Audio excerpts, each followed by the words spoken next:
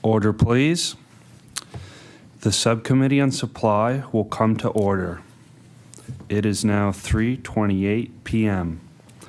The Subcommittee is meeting to consider the estimates for the Department of Finance and Treasury Board and Municipal Affairs, as outlined in Resolution E9 and E16. So, resolved that a sum not exceeding $48,406,000 be granted to the Lieutenant Governor to defray expenses in respect of the Department of Finance and Treasury Board pursuant to the estimate. And resolved that a sum not exceeding $337,882,000 be granted to the Lieutenant Governor to defray expenses in respect of the Department of Municipal Affairs pursuant to the estimate. I will now invite the Minister of Finance and Treasury Board and Municipal Affairs to make opening comments up to an hour, and if they wish, to introduce their staff to the committee. I now recognize the Minister. Thank you for the opportunity to speak about the Department of Finance and Treasury Board. I look forward to answering your questions on our work. I will begin by introducing my staff. I have with me Liliani Kumar and I can't say her last name. Associate Deputy Minister, and Robert Bourgeois, our Controller. And in behind me I have Wanda Fletcher and Financial Advisory Services. So I want to thank the department for its expertise, professionalism, and hard work. On February 18th, I had the privilege of introducing the Budget 25-26, Unlocking Our Potential. This is our government's fourth budget, but the first under our second mandate. Preparing a budget is a monumental undertaking that begins many months before Budget Day. While led by the folks at Finance and Treasury Board, the team that helps us bring it to fruition is spread far beyond our department, and the work will continue long after the budget's release. The department is key to preserving the government's financial ability to deliver programs and services valued by Nova Scotians. My responsibility as minister is to ensure the high standards for financial management are maintained. In addition to preparing the budget, the department works year-round to make sure the province's finances are managed responsibly, including providing day-to-day financial management and leadership to government departments and entities, ensuring transparent financial reporting and accountability, working with departments to achieve government's fiscal objectives, regulating pensions, insurance, and financial institutions, administering the provincial tax framework, including personal income tax credits, providing economic policy advice and statistical services to help inform decision-making, managing debt, investments, and other Treasury functions, providing oversight and liaison of entities for which I am minister: the Nova Scotia Liquor Corporation, the Nova Scotia Gaming Corporation, the Nova Scotia Securities Commission, and the Utility and Review Board. Budgets are our best estimates based on our plans and expectations of what our revenue and expenses will be in the coming year. My department carefully monitors revenue and expenses as budget measures are implemented. Progress reports include budget forecast updates that are shared with Nova Scotians 3 times a year. At the end of each year, the actuals are provided in public accounts, which are the consolidated financial statements of the province. The public accounts are audited by the Auditor General and shared with Nova Scotians. I'm proud to say that for the past 24 years, the Auditor General has provided an unmodified or clean audit opinion. That means our financial statements are reliable. Our economic outlook is also reviewed by external economists, university professors, and professional forecasters. I also participated in discussions along with the Auditor General and her staff as a panel of experts offered advice on adjustments which my team made to ensure that our economic outlook was reasonable basis for fiscal planning. This gives me a great deal of confidence that the assessment and planning that went into this budget is sound. Forecast updates and public accounts provide transparency about the state of our province's finances, including allowing government to highlight what has changed in our revenue, expense, and economic estimates since the budget was tabled. As a minister new to this file, I have confidence in our team because I know it is based on the best information we have at the time. It is validated by other experts. This financial reporting cycle allows for understanding how tax dollars are spent and provides Nova Scotians with the transparency they need to hold their government to account. I'd like to talk about revenue estimates. There is about an 18-month lag before we get the data on actual revenues. Nova Scotia, like other jurisdictions, relies on estimates of anticipated revenues.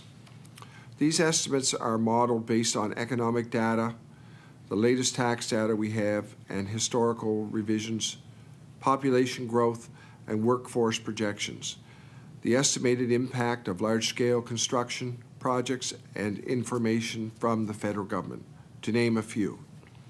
Forecasting presents challenges for many reasons.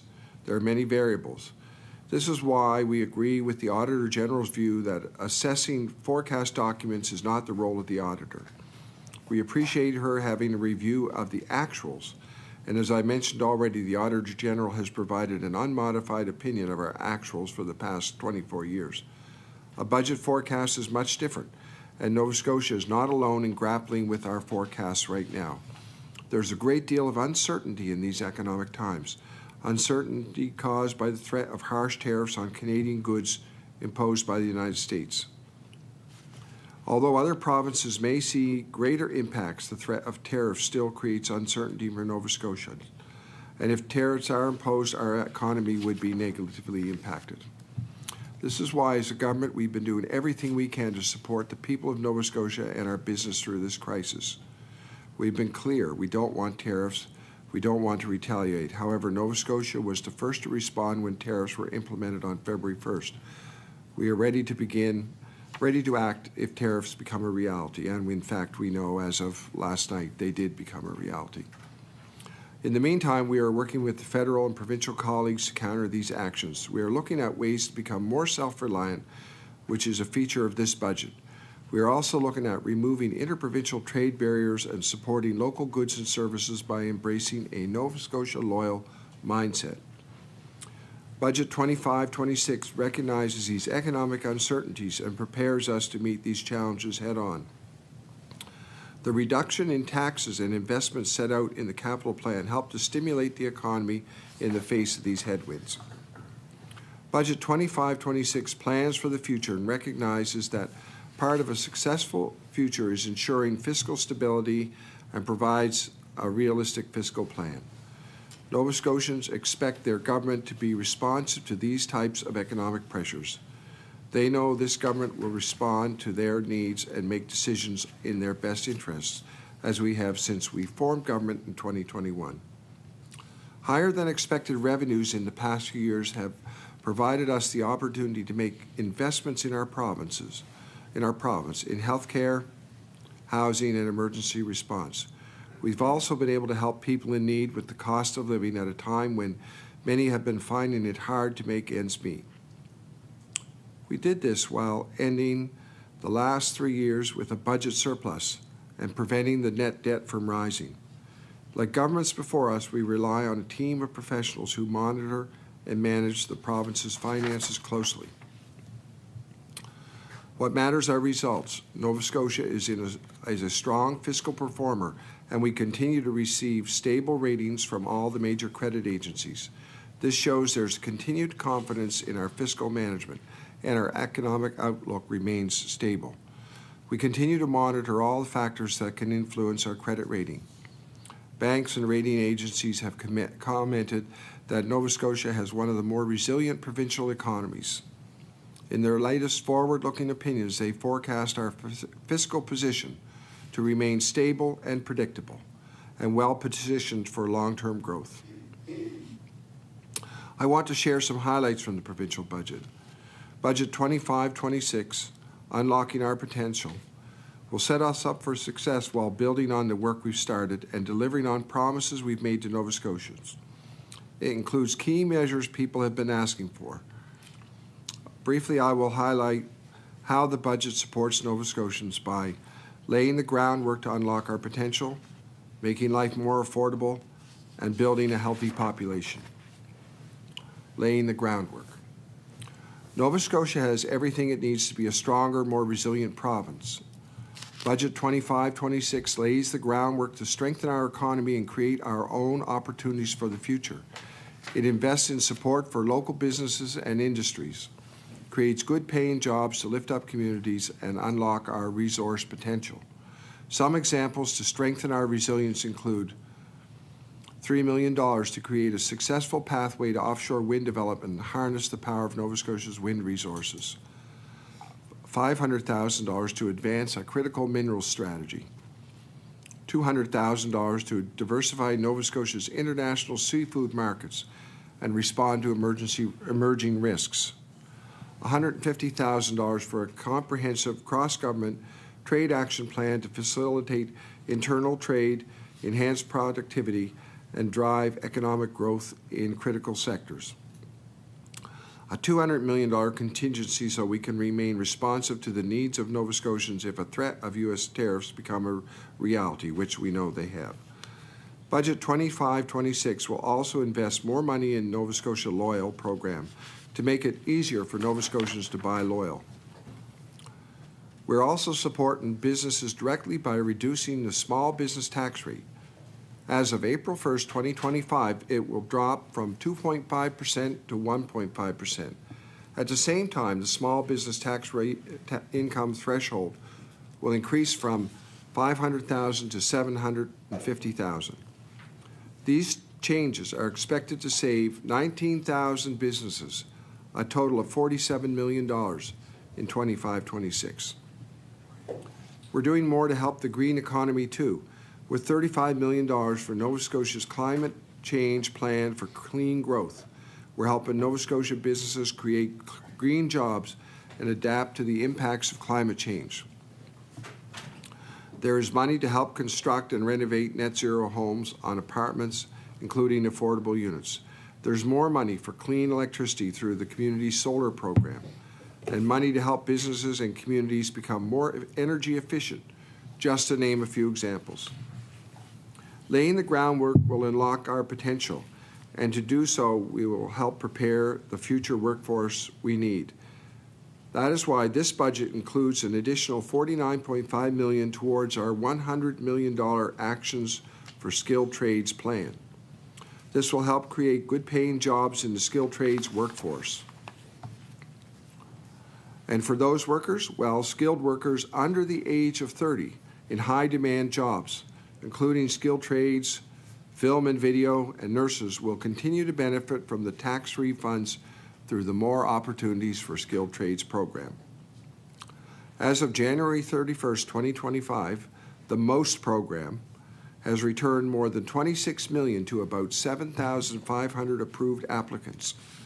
For the 2023 tax year, the average refund was about $3,700 per applicant.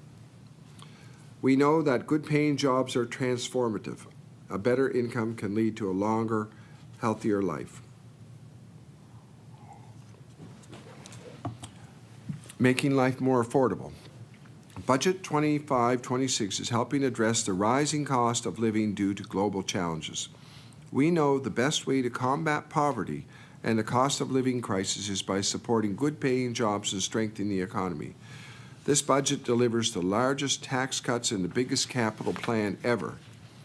There's more than $500 million in tax-saving measures to make life more affordable for Nova Scotians, including reducing the HST by 1% starting April 1st, 2025, increasing the basic personal amount for all Nova Scotians to $11,744 starting January 1st, 2025, and implementing the first year of indexing tax brackets again starting January 1st, 2025.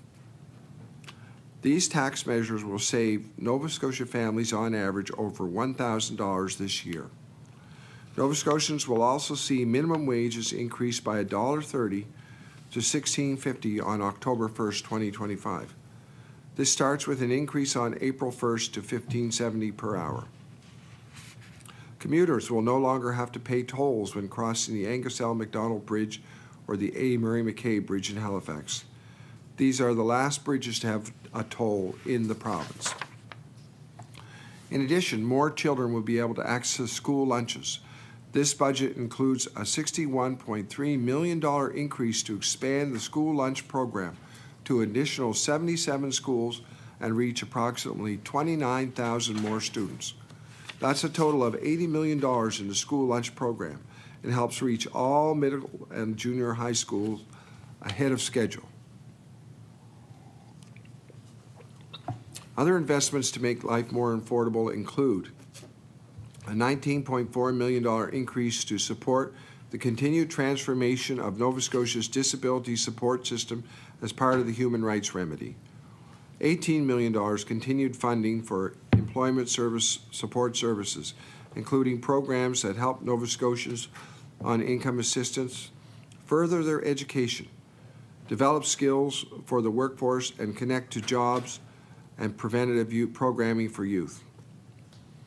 $10 million increase to index the income assistance rate to help people with rising costs.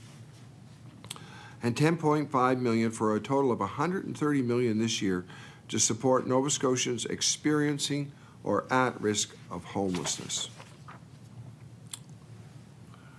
More housing faster. We remain just as committed as ever to building more housing faster. As the former Minister for Housing, seeing all Nova Scotians with access to safe, affordable housing is something I care about deeply. Budget 25-26 includes $88 million to build, renovate, and maintain public housing across the province. This includes the first new public housing build in more than 20 years. With these investments, we'll build more public housing units and modernize and renovate existing units. There's also $73.9 million to provide 8,900 rent supplements to Nova Scotians, an increase of 400 over last year. We know it will take more than government to address the housing issues. That's why we're also offering a rebate on provincial HST on new purpose-built rental housing. There's $15.8 million in provincial funding for Nova Scotia projects to leverage funding from the National Housing Strategy, and $6.9 million increase for Backyard Suite and Incentive Program for Nova Scotians who want to build a backyard suite. Building a healthy population. Housing and health go hand in hand. Building a stronger economy can help lead to safer communities and a healthier population. That's why we have not forgotten our first promise to Nova Scotians, to fix health care. Overall, health funding in this budget is up 7.5% over last year's budget. That's an increase of $544.4 million across the departments of health and wellness, seniors and long-term care, the Office of Mental Health, and the Office of Professional Health Care Recruitment. This increase provides the resources we need to continue making the kind of changes that will have a lasting positive impact system-wide. It includes a free shingles vaccine for Nova Scotians over the age of 65, and it moves forward with the largest healthcare build in the history of our province.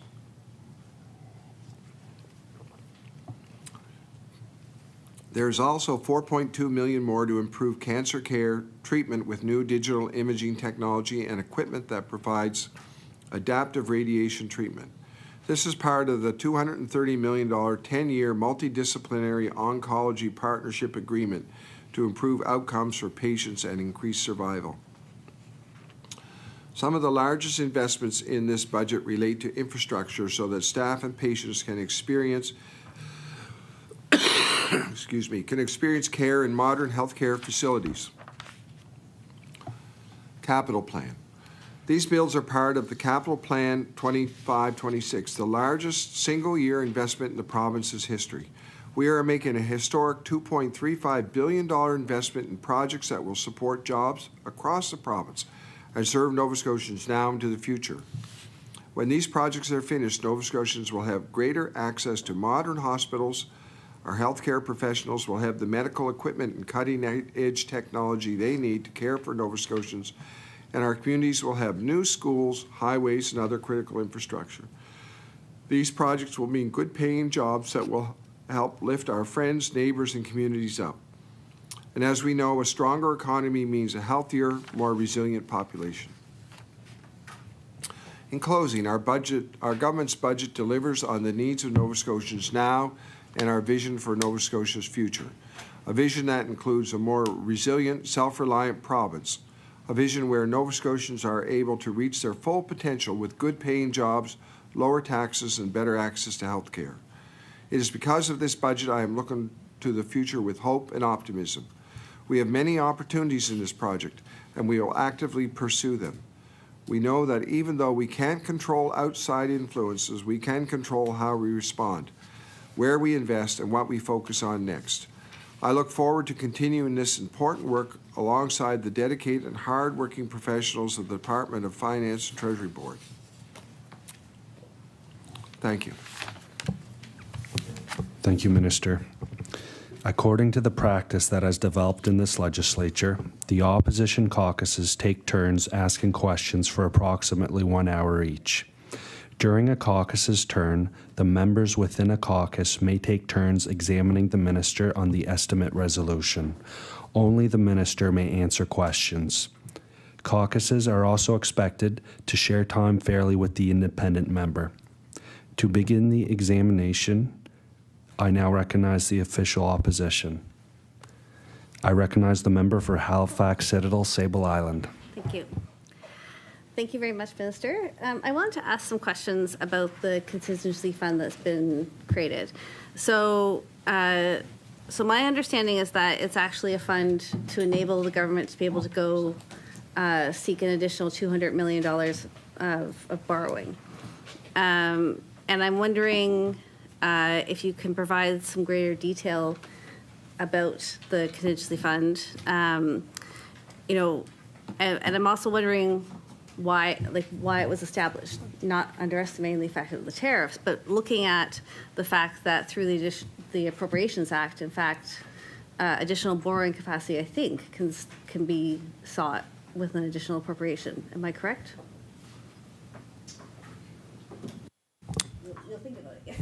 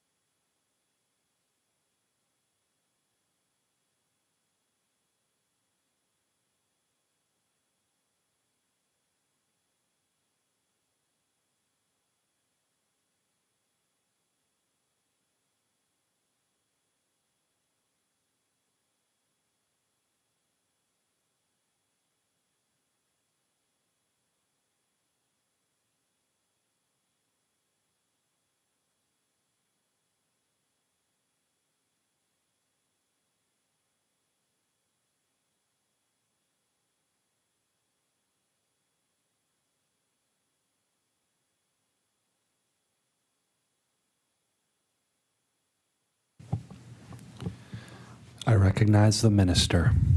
Thank you.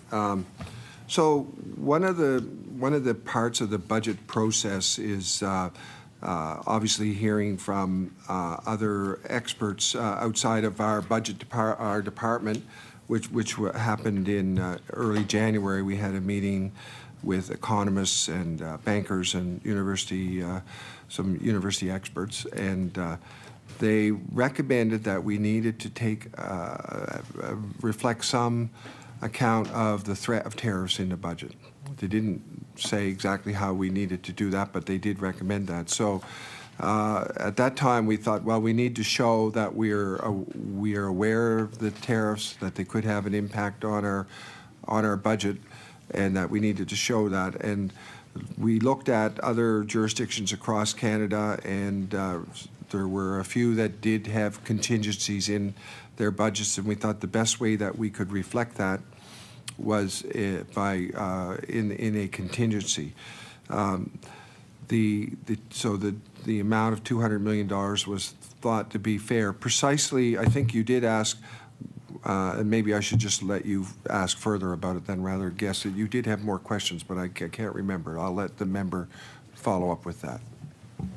I recognize the member for Halifax Citadel, Sable Island. So the contingency fund is being established to give government the ability to go to borrow that money, right? It's not $200 million from the general revenue fund that's being set aside. I'll start with that question.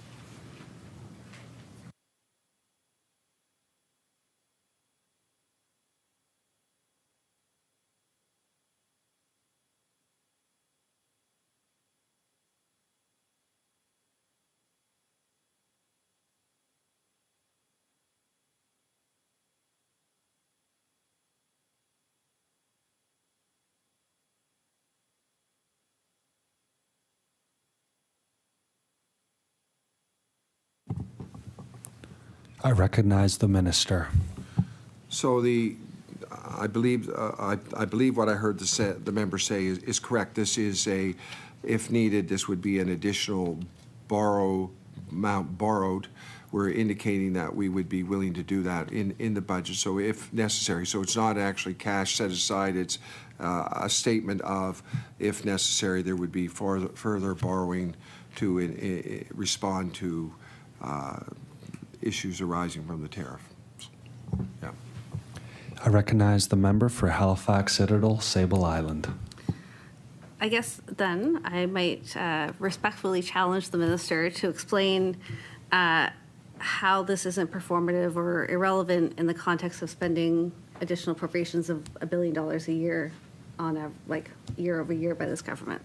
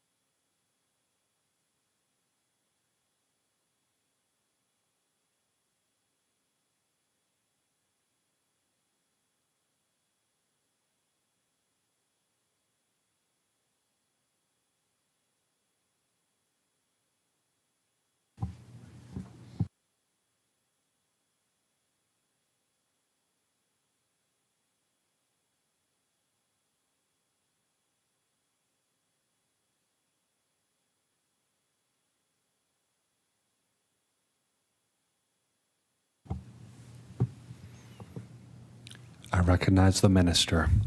So the budget is, as the member knows, an estimate of our revenue and expenses going forward, but it is an estimate based in a moment in time. But that moment in time, as we were preparing the budget, could foresee that tariffs could happen, so that they needed to be taken into account and allowed for. So the contingency fund is doing that.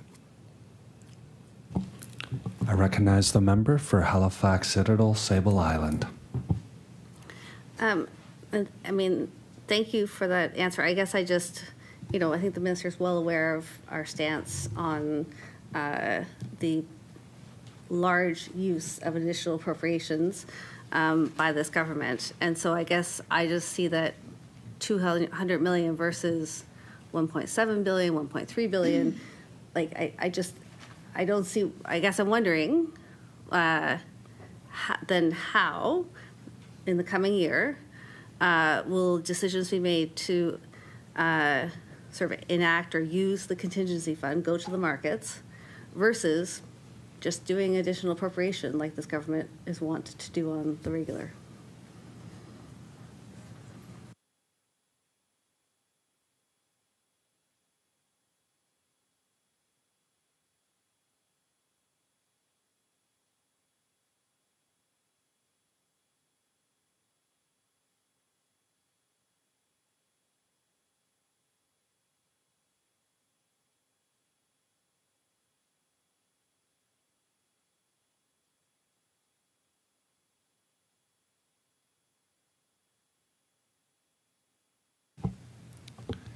I recognize the minister. So as the member knows, in the past number of years, we've delivered 4 balanced budgets with surpluses. So when there has been additional appropriations, they've been provisioned for by additional revenue. In this case, with the contingency fund, we're saying that we will react on the tariff situation for the benefit of Nova Scotia, even if it requires additional borrowing. We're indicating that. So this is a moment in time that we are saying we are aware that tariffs, in fact, tariffs are here now. That there may be circumstances that we need to react to here. In the absence of additional revenue, we will react to them. So, as the member knows, the revenue estimates are the best estimate we can make going forward. I hope that every year, every government in Nova Scotia in the future experiences additional revenues, but we don't take those for granted. And we know that it doesn't always have to work out that way. There can be years that there is not additional revenue too, although we've been fortunate as a government to have 4 years now with significant additional revenues. I recognize the member for Halifax Citadel, Sable Island. Thank you. I mean, I want to keep talking about the contingency fund, and we can continue to debate the use of additional appropriations maybe in a minute. So, how will it be determined if it's time to access the contingency fund? Who will make that call? And in terms of how will it be administered? So will it be ring-fenced within the general revenue fund for tariff-related measures? And when that money, if it's provided to different departments, will it be ring-fenced within departments and thus reported on separately?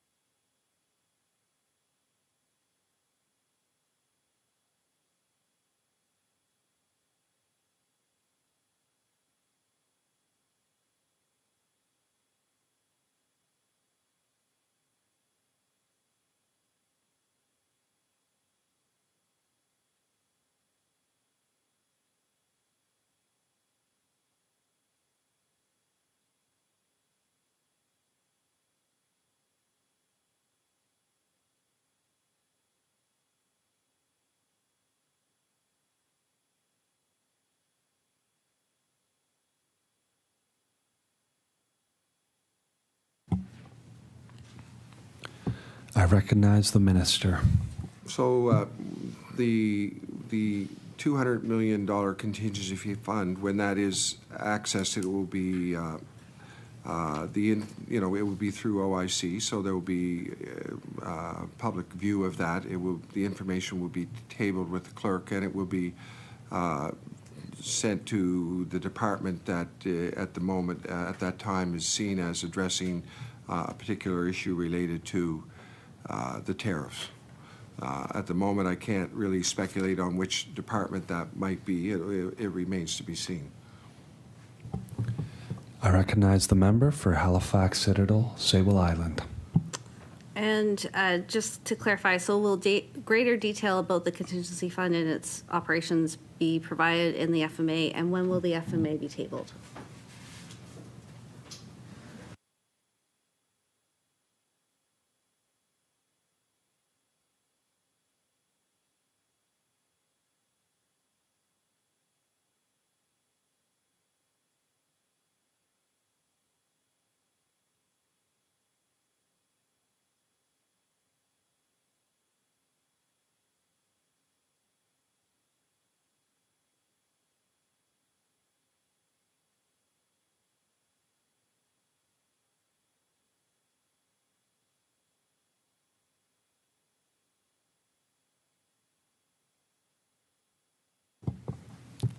I recognize the minister. So the contingency fund is its own separate appropriation, which will be appropriated through the resolution at the end of this session. It's not part of the FMA, and the FMA will be tabled shortly. I recognize the member for Halifax Citadel, Sable Island. So I noted in the fiscal plan that a net to GDP ratio of 40% was identified by the Department of Finance as a sort of guidepost. And I'm wondering why 40% was selected by the department, and did the minister also approve 40% as a guidepost?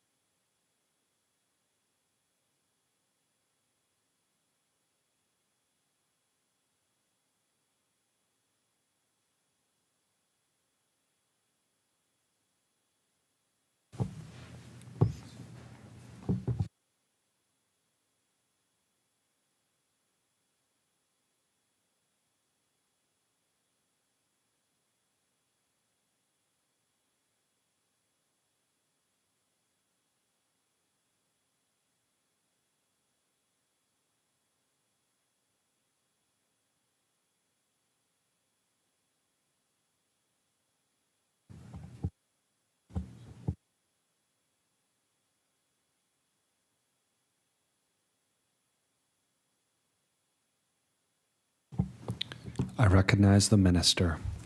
So the 40% is an important guardrail for our credit rating agencies, and they recognize that as a guardrail. We realize that the capital plan that we are embarking on will take us close to that. I think that's been known for a couple years. That was reflected in our past budgets as well. So, and I think it's an important guardrail for us as a province. And as the member knows, the GDP ratio is can also be tremendously impacted by growth in the province, and we have seen that. We're in a better position this year with the GDP debt to GDP ratio than we expected to be even a year or two ago, because our province continues to grow. So I believe the estimate a year or two ago was in the 32-33% range, and right now we're in the 31% range on debt to GDP. So we're actually in a stronger position right now than we expected to be a couple years ago. But the 40% is an important guardrail. But the other reality is that the hospitals that we are building, the schools that we are building, the houses that we are building, the roads that we are building, the seniors long-term care builds that we are doing are all just absolutely critical to the province and to the people in the province and desperately needed in our province. I recognize the member for Halifax Citadel, Sable Island. So it is an important guardrail, and when I think the last couple of years have been, quite exceptional, and we're yet in another exceptional year. So, I tabled some comments from the governor of Bank of Canada, or former governor, about the fact that this is not just a shock like with COVID, but really we're likely in the midst of a structural adjustment in our economy. So, which I think threatens our GDP growth. So, would the minister, what will the minister do if tracking of the net to GDP ratio indicates that you're going over 40%?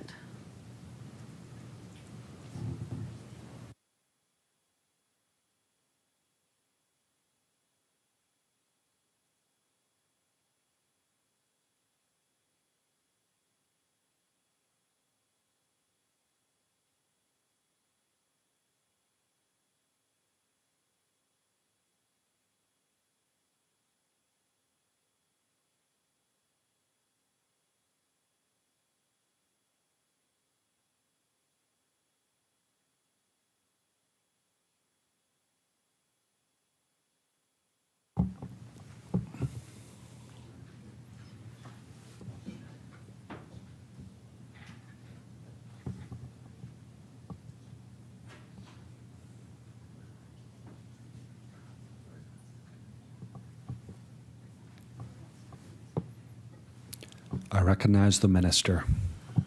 So, first of all, our fiscal plan going forward at this point in time, which projects going close to 40% GDP, debt to GDP, does not include any of the planned major projects that we are working on, like green hydrogen, does not include any resource development. So any of these things, if any of these things materialize, they will greatly enhance our debt to GDP ratio. So we realize there's tremendous opportunity in Nova Scotia to grow our economy. The second thing I will say is that, as the member may recall, we are trying to. We've seen growth in government spending, and we are asking our departments to reduce expenses. So we are trying to put some fiscal constraints into our own departments. The third thing is that we've gotten very good response from the credit rating agencies on our budget, and I just do want to read one of them. Scotia Economics, setting aside contingencies is a prudent approach, and Nova Scotia sets a good precedent in this regard as a provincial budget season kicks off. The National Bank Financial, after experiencing stronger growth than the country as a whole in 2023, it is estimated the budget in Nova Scotia's Real GDP repeated this feat in 2024 with a growth of 1.9% versus 1.3% Canada-wide. And our nominal GDP was above what was registered nationally. The BMO economics, the province's economic growth assumptions are reasonable from our perspective. CIBC, the Nova Scotia labour market, has been more resilient than other provinces over the past. So we have one of the more, the DBRS credit rating agency, Nova Scotia has one of the more resilient provincial economies. So we believe that, and Moody's credit rating agency, the budget highlights Nova Scotia's continued strong fiscal management. So we believe there's still, even though we've had very good economic growth, there's still great potential to grow economically. That will have a major impact on our debt to GDP ratio, as the member mentions. We recognize the importance of that debt to GDP ratio, and we're already, even though we've been on this growth plan for several years, we're in a much stronger position right now than we anticipated being even 2 years ago. Thank you, Minister, and we'll ask you to table that report before the end of the day, if that's possible. Thank you. I recognize the member for Halifax Citadel, Sable Island. But all that being said, these estimates, this budget, were prepared before the tariffs came in.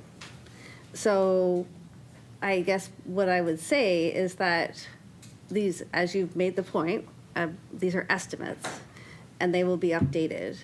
And so I don't think, you know, sort of, we don't even know, for instance, what the effect on the green hydrogen projects that we want to build is, what effect the tariffs will have. Like, we just, or if we do know, the minister's welcome to share it. So I guess I would just say that I think it's a risky number to be playing with in this time and place. I wanted to ask about, you mentioned that you're asking government departments to reduce spending. And so I've been involved in a couple of spending reduction exercises federally and provincially before.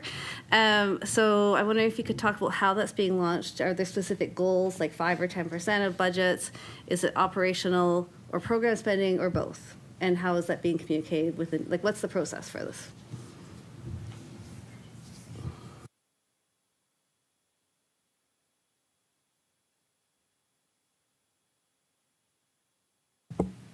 I recognize the minister. So there's sort of two comments there. One about budget cuts or budget trying to rein in the growth in budget, which I would say is more accurate than budget cuts. And the other is about the preparation of the budget. I just do want to address the preparation of the budget. So we knew in early December that tariffs were a potential.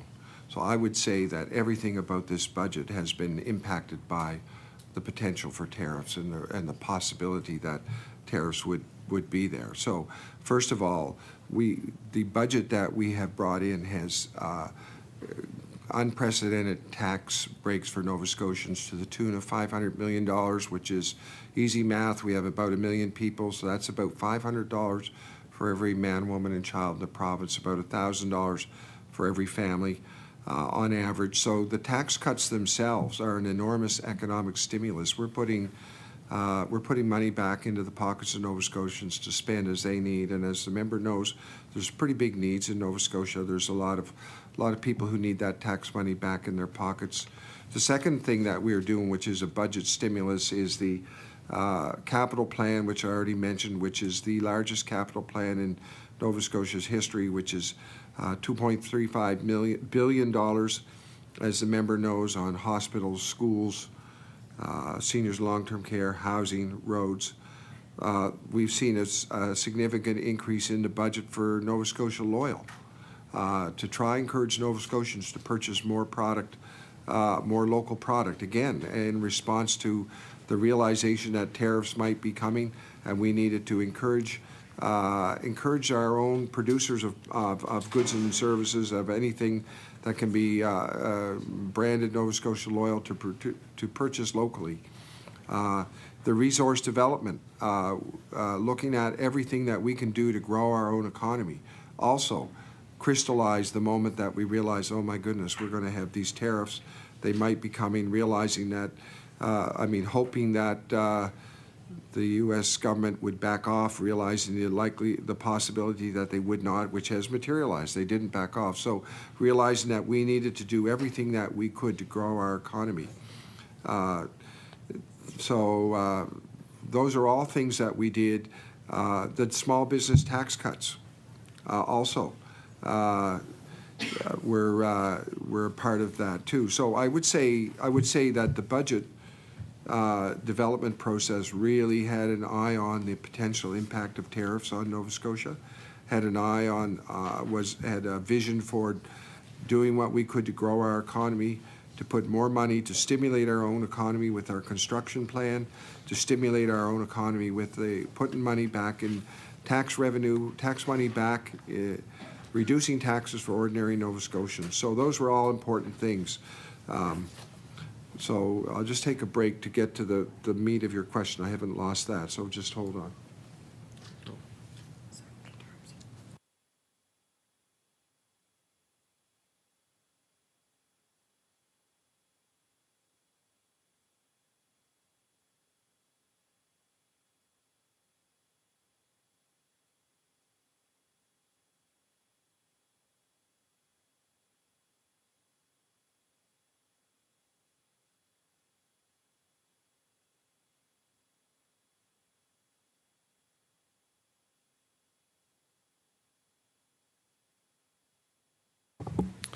I recognize the minister. So in terms of our communications with our own departments, it's really probably what I could say is more continuous improvement, to look at programs that are, some cases, 10 to 15 to 20 years old, and looking at what needs to change and how can we be more efficient as a government. That would be where I would suggest that we are focused on as a government. How can we be more efficient? What are we doing that hasn't changed in 15 to 20 years? And how can we improve our own efficiency in delivering services to Nova Scotians? I recognize the member for Halifax Citadel, Sable Island. And so I wanted to ask some questions about the impact of the reduction in HST. I know the minister said that, on average, it's $1,000 per family savings. But I guess I'm wondering, what do we know about the impact of that reduction for folks, say within the first couple of income tax brackets provincially, or because I think part of the challenge is that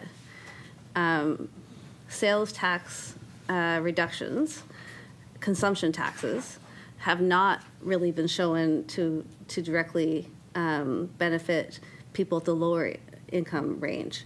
And there's a couple of reasons for that. The most obvious is that the more you're spending, the more you're saving, per se. So, and if you're buying sort of big ticket items, then that's where the money is saving. If you're simply still continuing to buy kind of like the necessities of life and sort of at the margins, then the impact is perhaps not as great. The other challenge is that, and I don't know if I don't think we have the data yet from the GST holiday that the federal government just ran. But the other challenge with reducing the taxes is it actually doesn't put any controls on the actual prices. So one of the concerns in tax reduction measures, consumption tax reduction measures, is that in response to what might be a final cost that's lower to consumers, is that businesses can actually increase costs and sort of have the same behavior from consumers, because if you were used to paying $4 and you could have paid $3.75, but you're just going to pay $4 again, like this sort of less of an impact. So, so I guess I just really want to sort of challenge, who's going to benefit and how could government do, what could government do with this reduction in ways that would guarantee that lower income Nova Scotians would in fact benefit more?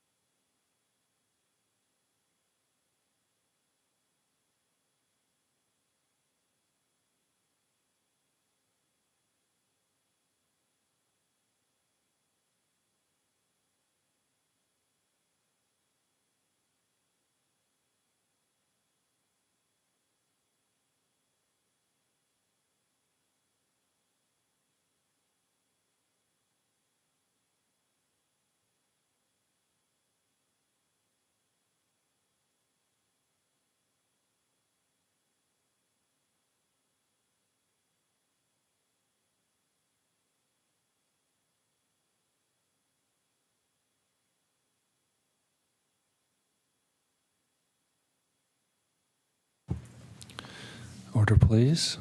I recognize the minister. So we do know that the 1% reduction in HST for households under $25,000 will be on average about $339 per year, just the HST reduction. And that is very significant for those households. For households over that, obviously, it's in the $600 range. We do also have the affordable tax credit, which lower-income Nova Scotians would qualify for, which is in the range of $60 million, rising to last year, rising to about $61 million, the affordable living tax credit. So, I mean, we do recognize lower-income Nova Scotians. We do offer that tax credit, and these are the reality is this 1% will make a difference in the lives of all Nova Scotians, but if you're a lower income Nova Scotian, I'm sure you're aware every dollar counts. So this will make a difference for these Nova Scotians. I recognize the member for Halifax Citadel, Sable Island.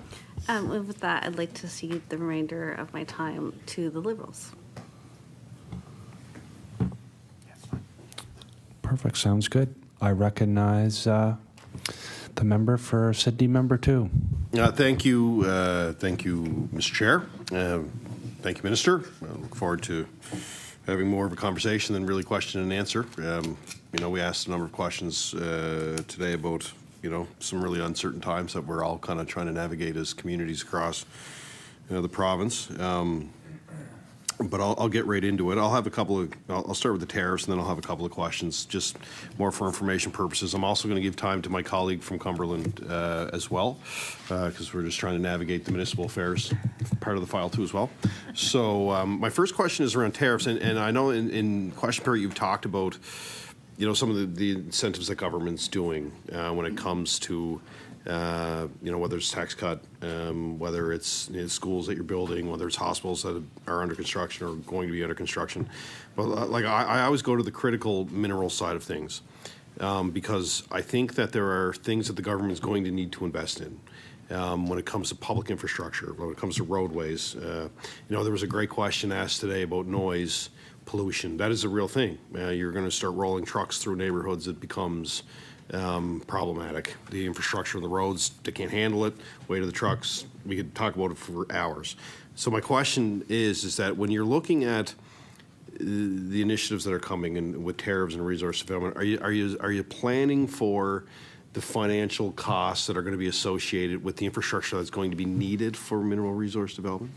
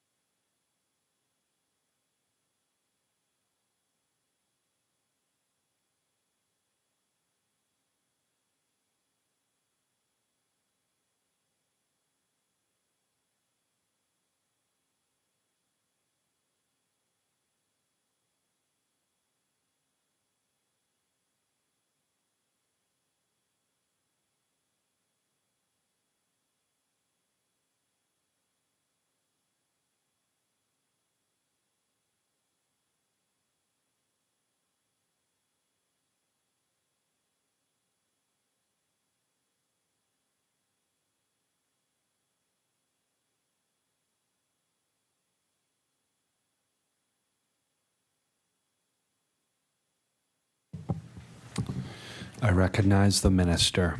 So, thank the member for the question. As the member knows, there's $500,000 in the budget for the critical minerals strategy. In terms of some of the details of what the member's asking about, I would encourage him to ask the specific departments. It's not really my area of subject matter. I can give you an anecdote, though. We like anecdotes. Hey, listen, I'll explain why I'm asking you. Yeah, no. I have a friend who's a retired geologist, and he was telling me that last year in Labrador, one company spent $100 million looking for uranium, which is a mind-boggling number. So the aspect, just a simple exercise of exploration without any actual project can provide significant benefits to communities. And again, I'm not a subject matter expert, but I think we've all heard this discussed enough. We have a radon problem in Nova Scotia. It's a very significant health issue. It's related to uranium. It's a byproduct of uranium. So knowing where uranium is might be very beneficial to all of us, just simply to know, even if there's not economically viable amounts to develop it, but knowing where it is might be very, very beneficial. So, so in terms of your actual details of your question, is probably better left to subject matter experts.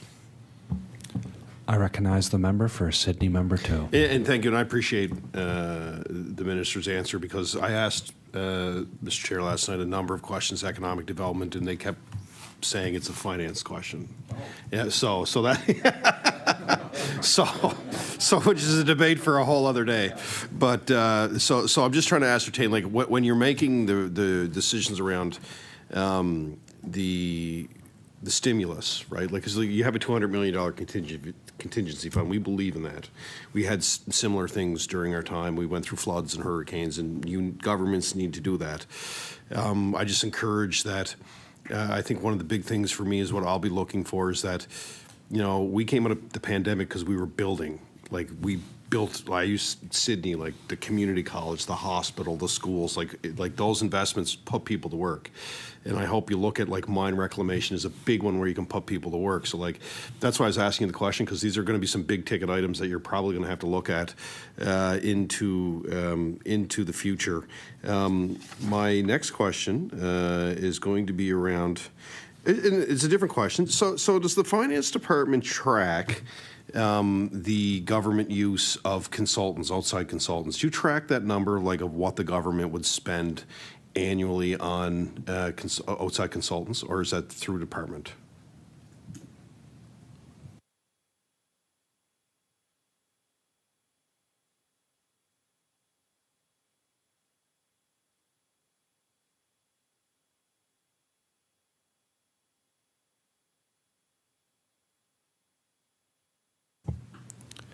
I recognize the minister.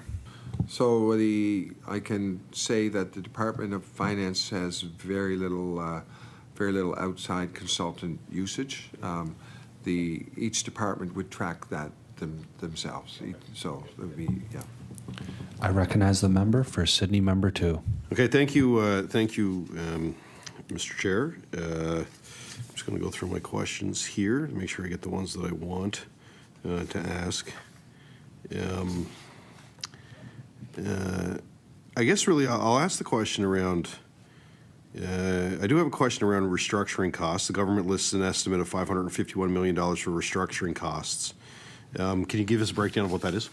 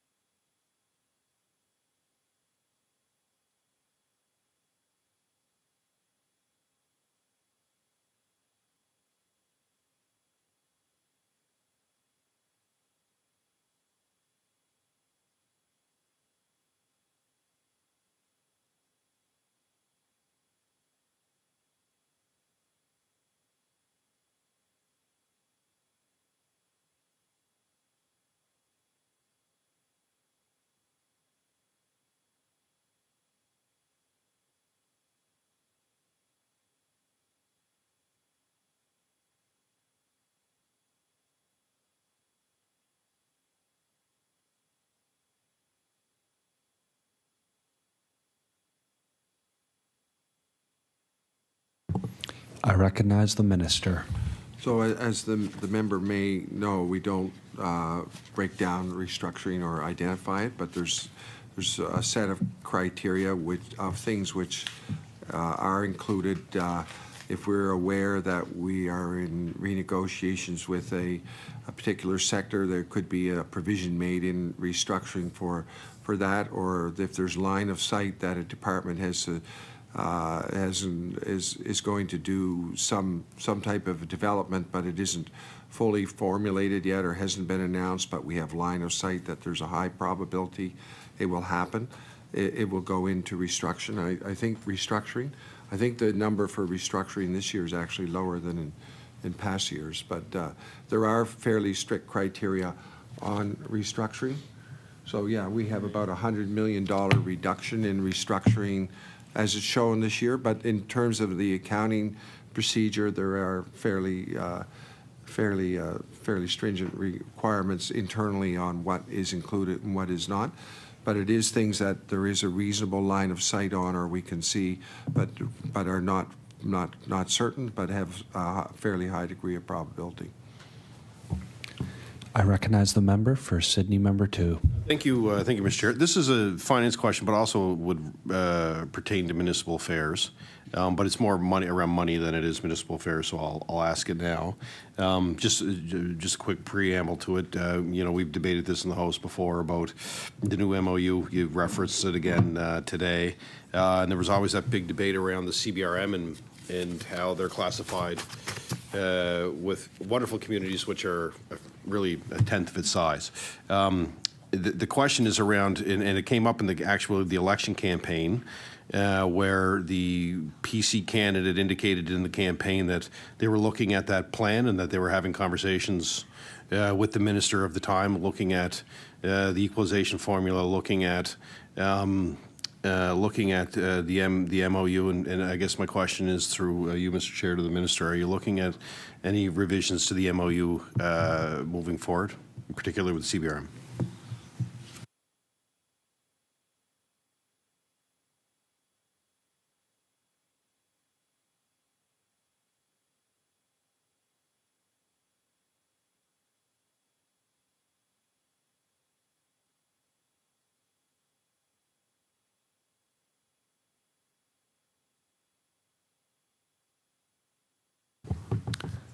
I recognize the minister. So I actually did have a briefing with Municipal Affairs last night on this very question, and if the member is okay, I'd be happy to answer when I have my Municipal Affairs staff with me who have prepped me on it. And I was just looking for the page in the book and realizing, oh, that's the other set of books. So, yeah. I recognize the member for Sydney Member 2. I guess maybe the more broad question from a finance perspective was, are you looking at any increases to that budget in the overall MLU for this year? Which, but if you want to wait until the municipal affairs side of it, we can do that too as well. It's your call. I'll happily wait. Okay, right on. Okay, so I will now move to the budget, and.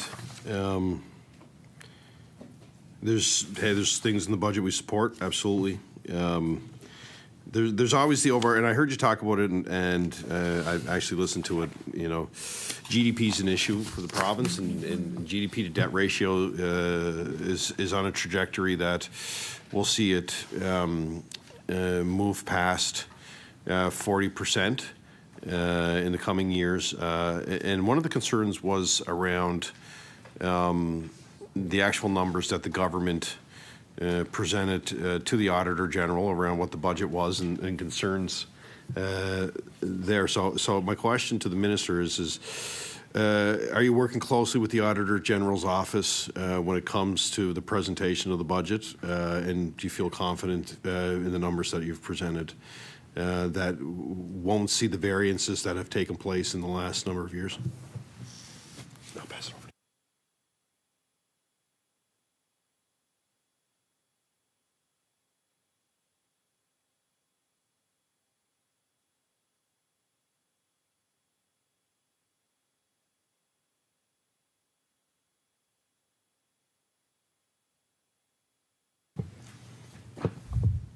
I recognize the minister. So I think one thing that Nova Scotians need to understand is that the Auditor General in the past has offered an opinion on revenue estimates going forward, but this is the only province that was happening in, and we, both our department and the Auditor General, agree that really due to audit rules changing, I think several years ago, it's not really in the realm of an auditor to audit an estimate going forward. It's not what they do. They audit historical data. They audit actual data. So revenue projections going forward are not something that is really appropriate for us to ask an Auditor General to comment on, and is outside of their scope of training. So, and their scope of practice. So, we have both our department and the Auditor General have agreed that we don't expect an audit opinion on a revenue projection. The reality is the revenue projections have to be made 18 months before we have the actual data, and in that 18 months what actually happens has a big impact on the revenue.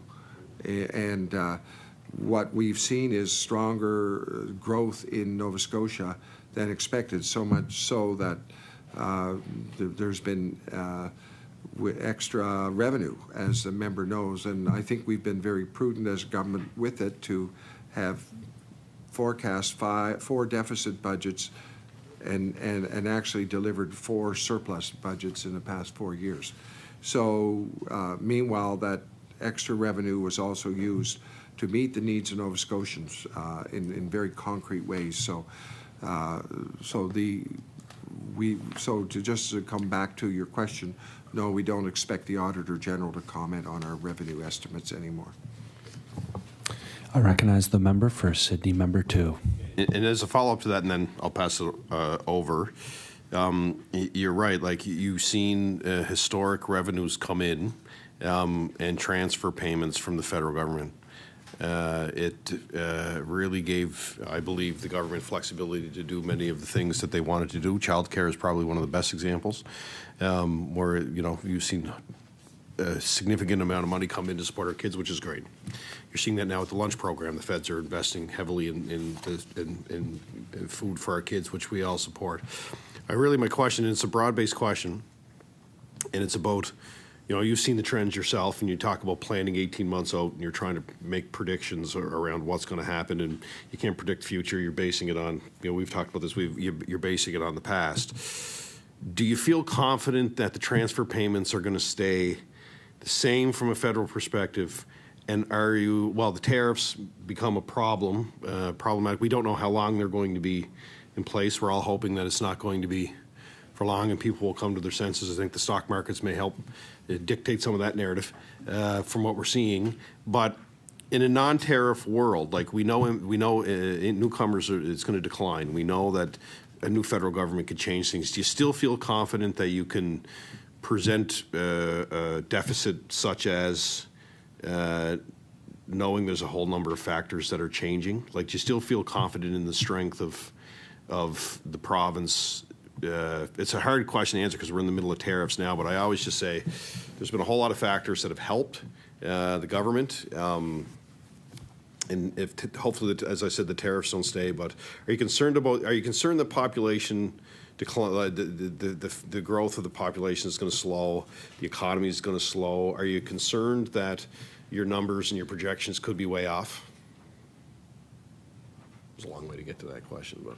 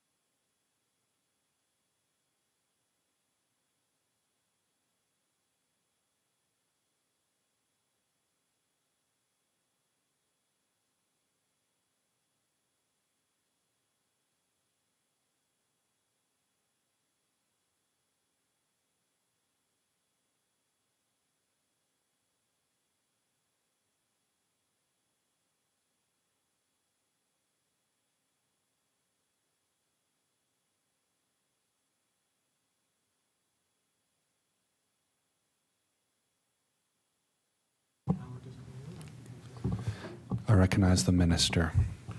So just to give a brief answer, we are very confident in the resilience of the Nova Scotia economy. So I think what the member needs to understand is that we saw 8% GDP growth in the economy in 2023, 4.8% growth in 2024, 4.7% growth in 2025. So this year, with the modeling with tariffs for part of the year, that's what we modeled with, we're projecting 4.3% growth. So we are projecting a downward growth there. But on the other hand, that's not taken into account any, we don't have built into the budget or projections any new natural resource projects at all, simply because budgets have to be based on actual projects signed and going forward, right? So we can't say, but we do know that even one or two projects going forward could make a massive difference. But even at that, we're projecting continued growth. I remain optimistic for the province and for the growth in the province. I recognize the member for Cumberland North. Thank you, Mr. Chair. Thank you to the Minister and his team. I just have a few questions. So, Minister, the Premier has announced that he's actually tabled a bill and talked about removing interprovincial trade barriers. Now, the minister knows, we are very well aware of interprovincial trade barriers in our neck of the woods. So I've been contacted by a lot of people who are upset about an issue that many would feel is an interprovincial trade barrier. And I'm wondering, as in your role as Minister of Finance, if you can speak to the increase in the non-resident property deed tax rate going from 5 to 10%. Given the Premier's focus on removing interprovincial barriers, is the department looking at pausing that increase or removing it completely?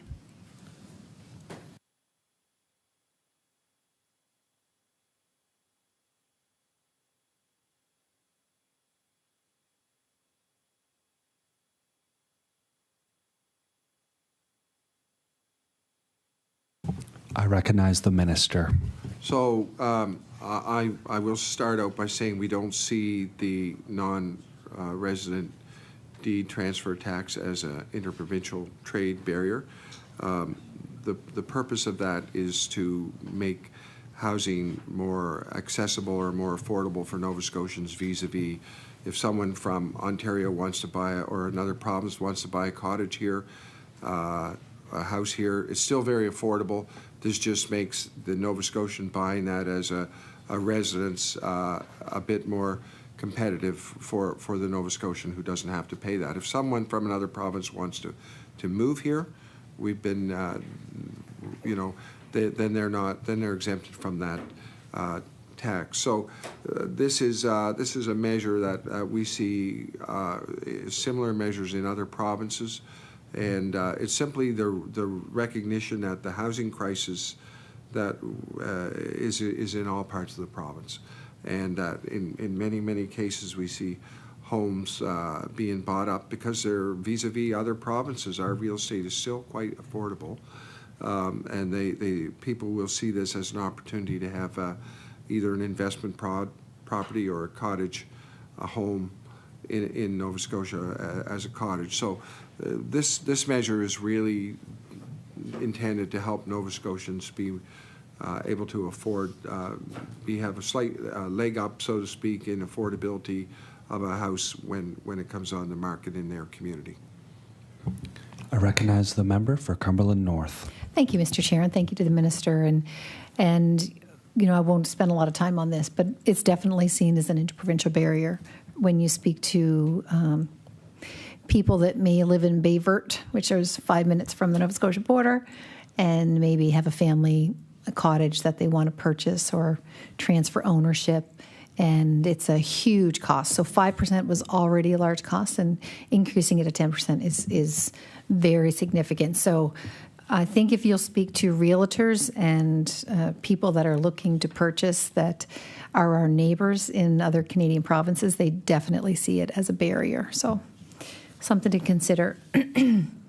I'm wondering, Minister, if there's any consideration given to indexing the basic personal tax exemption. So certainly we're happy to see it increase. I think many advocates, including the Halifax Chamber of Commerce, had suggested the basic personal tax exemption to be increased to $15,000. We're not close to that, but we are pleased to see an increase. But I don't believe it's being indexed, and I'm wondering if that is something that our department will be looking at doing, similar to the indexing of income tax brackets. Order. We will continue this question. I just want to recognize that the NDP's original time has elapsed, and the Liberals' time has been ceded to the independent member. Let's continue. I recognize the minister. So just back to the non-resident deed taxes, my understanding that New Brunswick's system of dealing with this is actually more expensive for non-residents than Nova Scotia's. So just saying. So to the question of indexing the tax brackets, we probably need to do a better job of communicating because we haven't communicated that, but in fact we are doing that. The basic personal exemption amount is being indexed by CPI. Yes. I recognize the member for Cumberland North. Mr. Chair, and thank you to the minister. Yes, I couldn't see that anywhere, so that's good to know that that's going to be happening. I'm wondering if the minister and the department has given any consideration to removing the tax on the sale of used vehicles.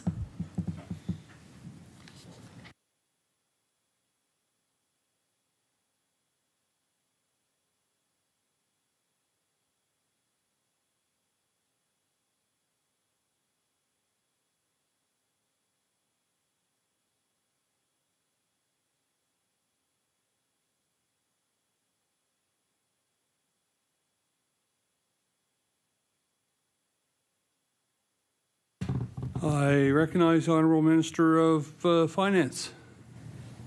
So, as the member knows, we have done historic tax cuts this year, which will add up to about $500 for every person in Nova Scotia on 3 or 4 fronts, including the 1% HST reduction, increasing the basic personal amount, and there's several more. If I think about it, the small business tax rate changing, but specifically that tax it is going down by 1% is what I can say as part of the HST reduction, April 1st. But other than that, no. I recognize the Honourable Member from Cumberland North. Thank you, Mr. Chair, and thank you to the Minister. Certainly, the reason I'm asking this question is I do believe that it is a tax, it is an initiative that the government could take that would help those in lower income.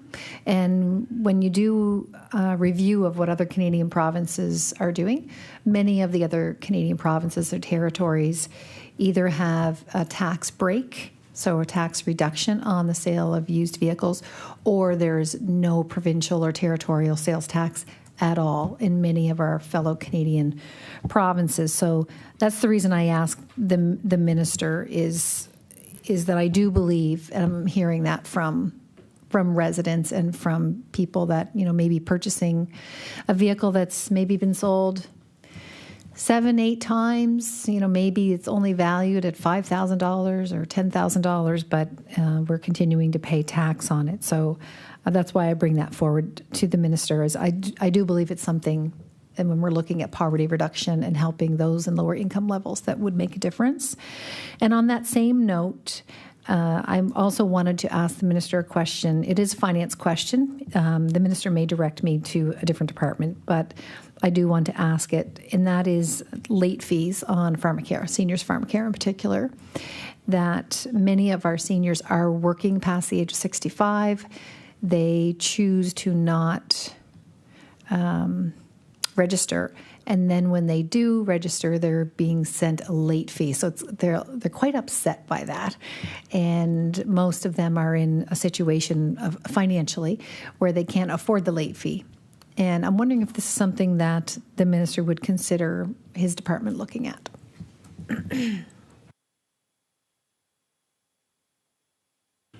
I recognize the Honourable Minister of Finance. So as the member knows, as local MLAs, that is our duty to always encourage people to sign up for pharmacare when they turn 65. But in terms of the specifics on the structure of the program and what plans there are going forward for the seniors pharmacare program, I think you would need to ask the Department of Health and Wellness. I recognize the Honourable MLA for Cumberland North. Thank you, Mr. Chair, and thank you to the Minister. Minister, I'm wondering if the department does any sort of, let's see how to word this, analysis of government spending to ensure equity or fair spending across the province. I know that there is the Conflict of Interest Act that states that government departments aren't allowed to make spending decisions based on partisan politics, but I don't know that that is actually I've talked to the Conflict of Interest Commissioner about that, and it's hard to enforce. It's hard to enforce that piece of legislation. I'm wondering if through the Minister's Department there is any consideration given to this to ensure fairness and equity of government spending throughout the province. And the reason I bring that up is because, I'm just going to advocate for the area that I'm from, and as well as the area that are the minister from, he's not here, I don't think, minister from Cumberland South, is that in general, Cumberland County has not received its fair share of government spending. I think it's quite easy to see when you look at the disparities. And in general, people say, on our side of the Cobequid Pass, people feel like they don't belong to the province of Nova Scotia because time and time again they're forgotten, whether it's a new government program that just doesn't consider that area of the province, or when you look at infrastructure spending, large infrastructure, Northern Nova Scotians often forgotten. A perfect example is even that there's no nursing degree program in Northern Nova Scotia, yet the government, I just found out last week, are still going to refuse not to give our nurses the Nova Scotia Student Loan Forgiveness Program, even though they have no other option but to go to Moncton or Sackville if they want to become a degree nurse, and we have a shortage of degree nurses. So there just seems to be a real decade-long disparity, and having the Cobequid Pass there just is now, it's been a physical barrier for the last, 30 years now almost. So I'm wondering if the department does have any sort of jurisdictional analysis, or if anything is done to look at if the Conflict of Interest Act is being complied or being followed, and if there is any sort of measure to look at equity and fairness of government spending in the province.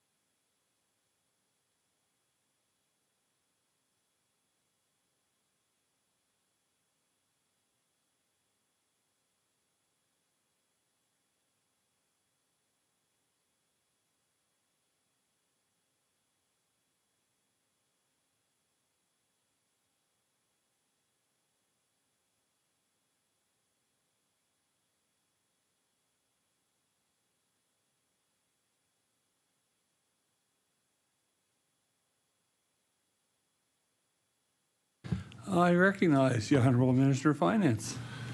So, first of all, the Conflict of Interest Commissioner is an independent body, not really embedded in a particular department, but the Commissioner, the Conflict of Interest Commissioner, is independent of departments. And if you think you have a conflict of interest issue, that you should raise it with the Commissioner. I will say that generally, in terms of government spending, that we are working on behalf of every Nova Scotian, and there are times when there are projects in one area but not another, but that's just a moment in time, and that we do work hard to provide all of the resources for every citizen in our province: good health care, good roads, access to all of our goods and services, our products, or whatever. We, as a government, that we work very hard to deliver that to all Nova Scotians. I recognize the Honourable MLA for Cumberland North. Thank you, Mr. Chair, and thank you to the Minister. I will share, what the Conflict of Interest Commissioner shared with me is that unless there's a government employee that's willing to state that they were specifically told to spend money in an area for partisan reasons, it's really hard for the Commissioner to enforce, and anyone that values their job is not going to come forward with that kind of information. So it's hard, but I will share with the Minister, even under the Liberal government as an opposition MLA, I still got paving in Cumberland North, but over the last 3 years there was 3 kilometers of paving. So it was very obvious. And when we did a FOIPOP of how many kilometers of paving were done throughout the province and other constituencies, it was pretty clear that the spending in the departments was not done, well, what I would consider fair for the people that I represent. And so that's just one example, but I don't know if that's something the government would consider doing, is through the Department of Finance. You know, we are looking at a big budget, but to make sure that all Nova Scotians receive, that all areas of the province receive their fair share of taxpayer dollars. And even if we look at the Chignecto Isthmus, that affects all Nova Scotians, but it's in my constituency. I don't know if that's factored into why the government's not allocating any provincial dollars there, but it is, a lot of people question that. And so I did just want to ask, as the Minister of Finance, if that is something that the minister would consider looking at. It is, I do believe that when it comes to the people of Nova Scotia, that spending should be done fairly and ethically, and the people of Cumberland County, the people north of the Cobequid Pass, deserve to have their fair share. And I would say that if I was an independent or whether I was a member of any party. So my last question for the minister: is there any consideration for the minister and his department to work with the Property Valuation Services Corp and take a look at the Assessment Act and look at commercial and residential property taxes? Has there been any movement or any efforts put into modifying the Assessment Act, and especially looking at affordability and looking at the significant increases we've seen through inflationary times? And I know that there's a cap for people that don't sell their homes, but for, I have a young family, young adult children that are all looking at trying to become homeowners eventually. And the fact is, if they buy a home, they're looking at, a home that probably the cap's going to be taken off, and we look at the residential property tax that they're going to have to pay for in a lot of cases, it makes the home not affordable when they're looking at what they'd be paying on an annual basis for residential property tax, especially if it's in a town. So I'm just wondering if that's something at all that the minister and the department are looking at for Nova Scotians. I recognize the Honourable Minister of Finance. So it really delves deeply into my role as Minister of Municipal Affairs, and I think out of respect for my staff here and my municipal affairs staff, I'd be happy to answer that question as soon as the staff are rotated, okay? To be fair to everybody involved. So, all right. I recognize the Honourable MLA for Cumberland North. Thank you, Mr. Chair, and thank you to the minister, and I'll pass over my time to my NDP colleagues. So I'm going to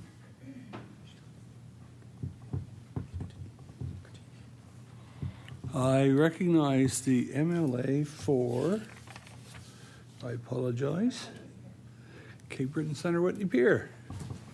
Thank you, and it's our understanding that the minister is going to switch out his staff so that we can talk municipal affairs. We're ready to talk municipal affairs now. So if the minister wants to take a break and switch out his staff, then we'll be happy with that. So if you'd like to take a 5-minute break, and then, Minister, when you come back, if you don't mind, I think I'd like to read the resolution on finance, and we'll have that behind us, and then move. Do that right now. We can do it right now. Okay.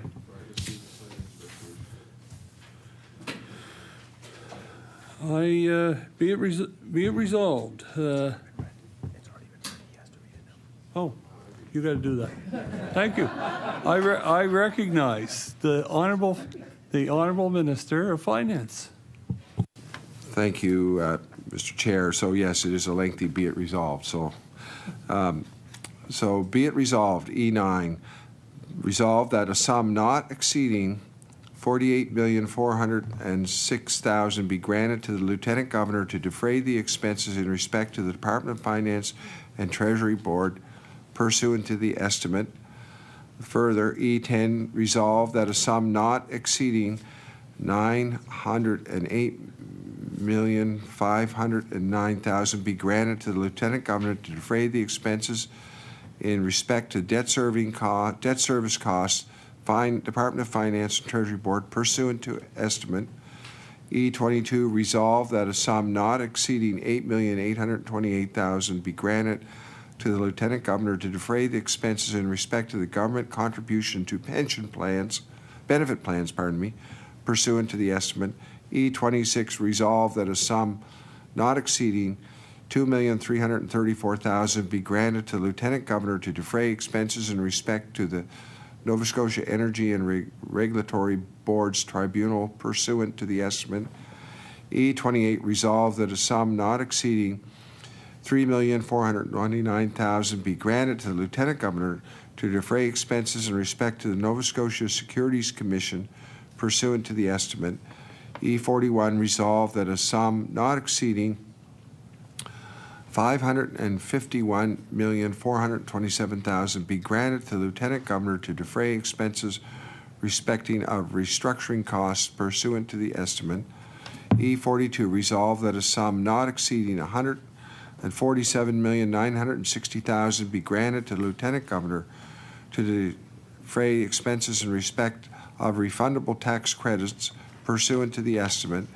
E43, resolved that a sum not exceeding $17,079,000 be granted to the Lieutenant Governor to defray expenses in respect of pension valuation adjustment pursuant to estimate.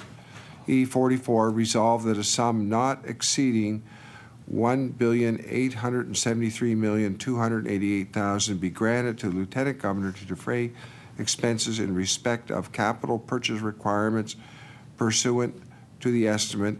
E45, resolved that a sum not exceeding $16,655,000 be granted to the Lieutenant Governor to defray expenses in respect of serial retirements pursuant to the estimate. E46, resolved that a sum not exceeding $200 million be granted to the Lieutenant Governor to defray expenses in respect of contingency pursuant to the estimate. Mr. Chair, I so move.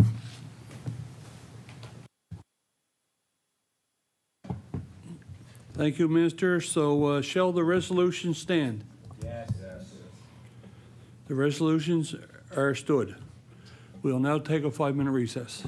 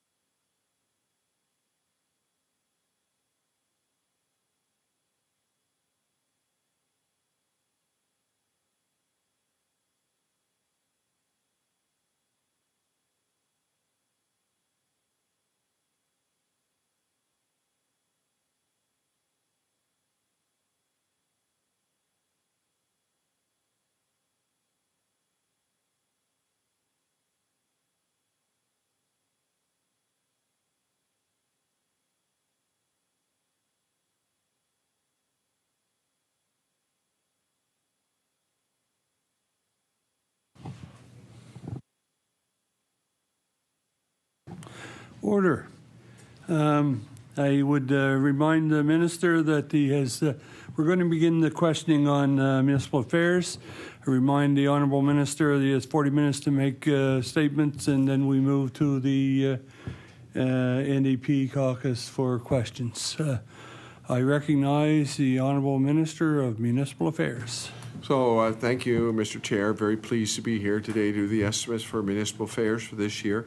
Joining me are our Associate Deputy Minister Valerie Padibunge here on my left, and Executive Director Hardy Stuckless on my right, and George Murphy, Finance, and Elizabeth Kennedy in behind, and Jeff Tobin. So pleased to have my staff with me as well. So, Mr. Chair, this is a strong budget for municipal affairs that is laser focused on supporting and investing in municipalities. As you know, housing now falls under my colleague, Minister Colton LeBlanc at the Department of Growth and Development, and emergency management is now its own standalone department with Minister Kim Maslin at the helm. Chair, I would first like to take a moment to thank the housing team and the Nova Scotia Provincial Housing Agency for the support that they provided me as housing minister. Together, we worked hard to increase and improve housing stock, reduce barriers, speed up development, and get more people and families into safe, affordable housing faster. This government has a strong housing plan and it's working. We've invested hundreds of millions of dollars, cut miles of red tape, supported the workforce, and reduced costs.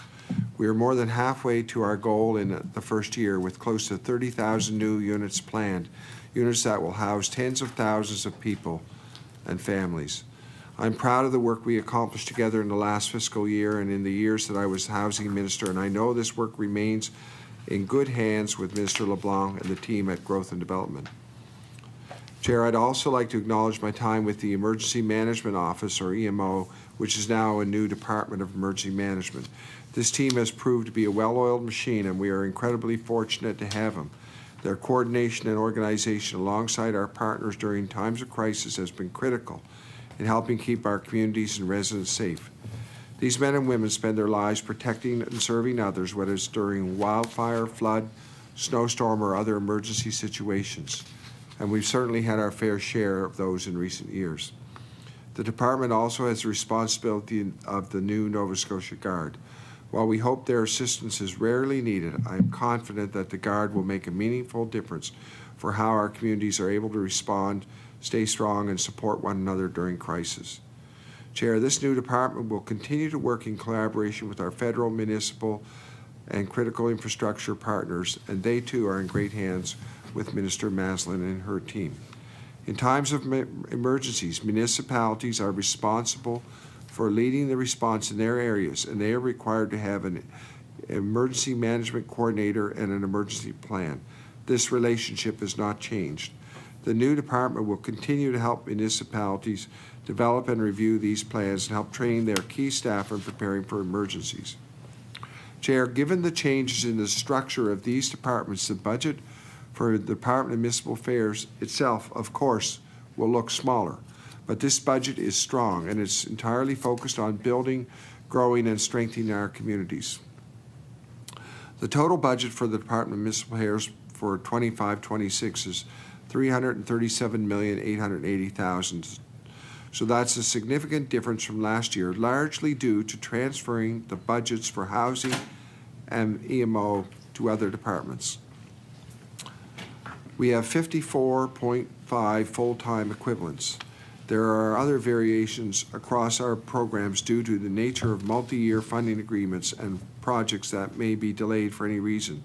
These are cash flow adjustments, not funding decreases, and I'll be happy to share more on this later. Chair, we support and work with the 49 municipalities and 21 villages across the province. We also support our communities through the Office of the Fire Marshal. Municipalities and communities they encompass are the very heart of our province, and we want our communities to prosper. The services they provide are essential to Nova Scotians, from transit services to snow removal and waste collection. Their work is very important to the daily lives of residents. And Chair, we work closely and collaboratively with local governments and communities, and those relationships are vital for building not just strong communities, but a strong province.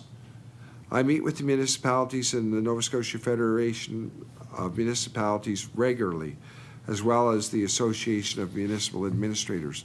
My staff have excellent working relationships with our municipal partners. I believe that's because we have a common goal: building sustainable, safe, strong, prosperous, and diverse communities with great quality of life for our citizens. We all want to build communities where residents can raise a family, work, and thrive. And Chair, we work closely with municipalities to understand their concerns, their challenges, and their strengths. We work with them to improve the services and infrastructure that Nova Scotians depend on and deserve. We listened during the election to people who lost their homes in the 2023 wildfires and were facing steep property tax assessments on their rebuilt homes. These fires resulted in significant disruptive impacts for an entire community, including community-wide amenities and businesses. We took action to help that community recover by stabilizing cap property assessments for people affected in HRM and Shelburne County. As a result, homeowners in those deeply impacted communities who rebuilt homes substantially like the ones they had are not negatively affected. Chair, for years, municipalities and villages have asked for procedural standards to guide the conduct of their elected officials, and I was glad to introduce a new code of conduct last October that was adopted by all municipalities before the end of 2024.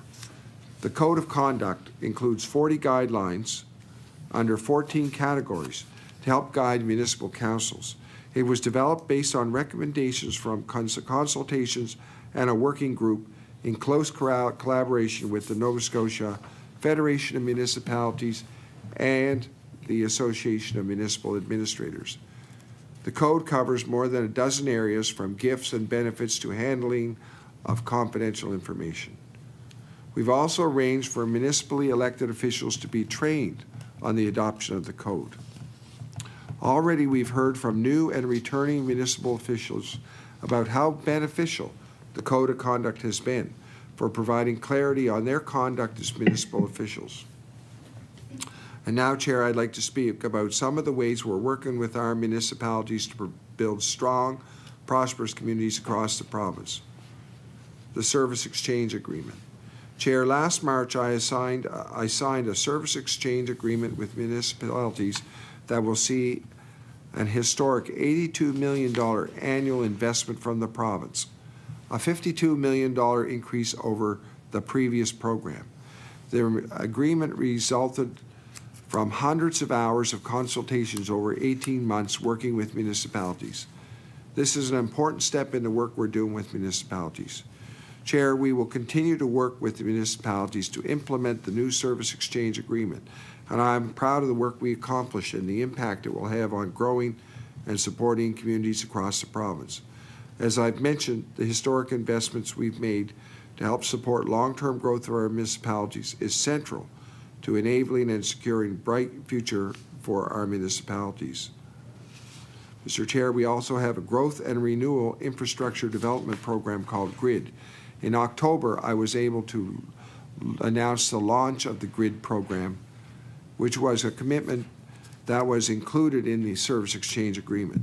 In the current fiscal year, we are adding an additional $10 million to the $15 million base budget for a total of a $25 million investment in municipal infrastructure priorities that support growing communities.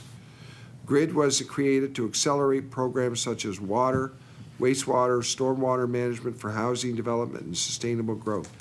Municipalities can also apply for funding for projects that help their communities adapt to climate change and make accessibility enhancements.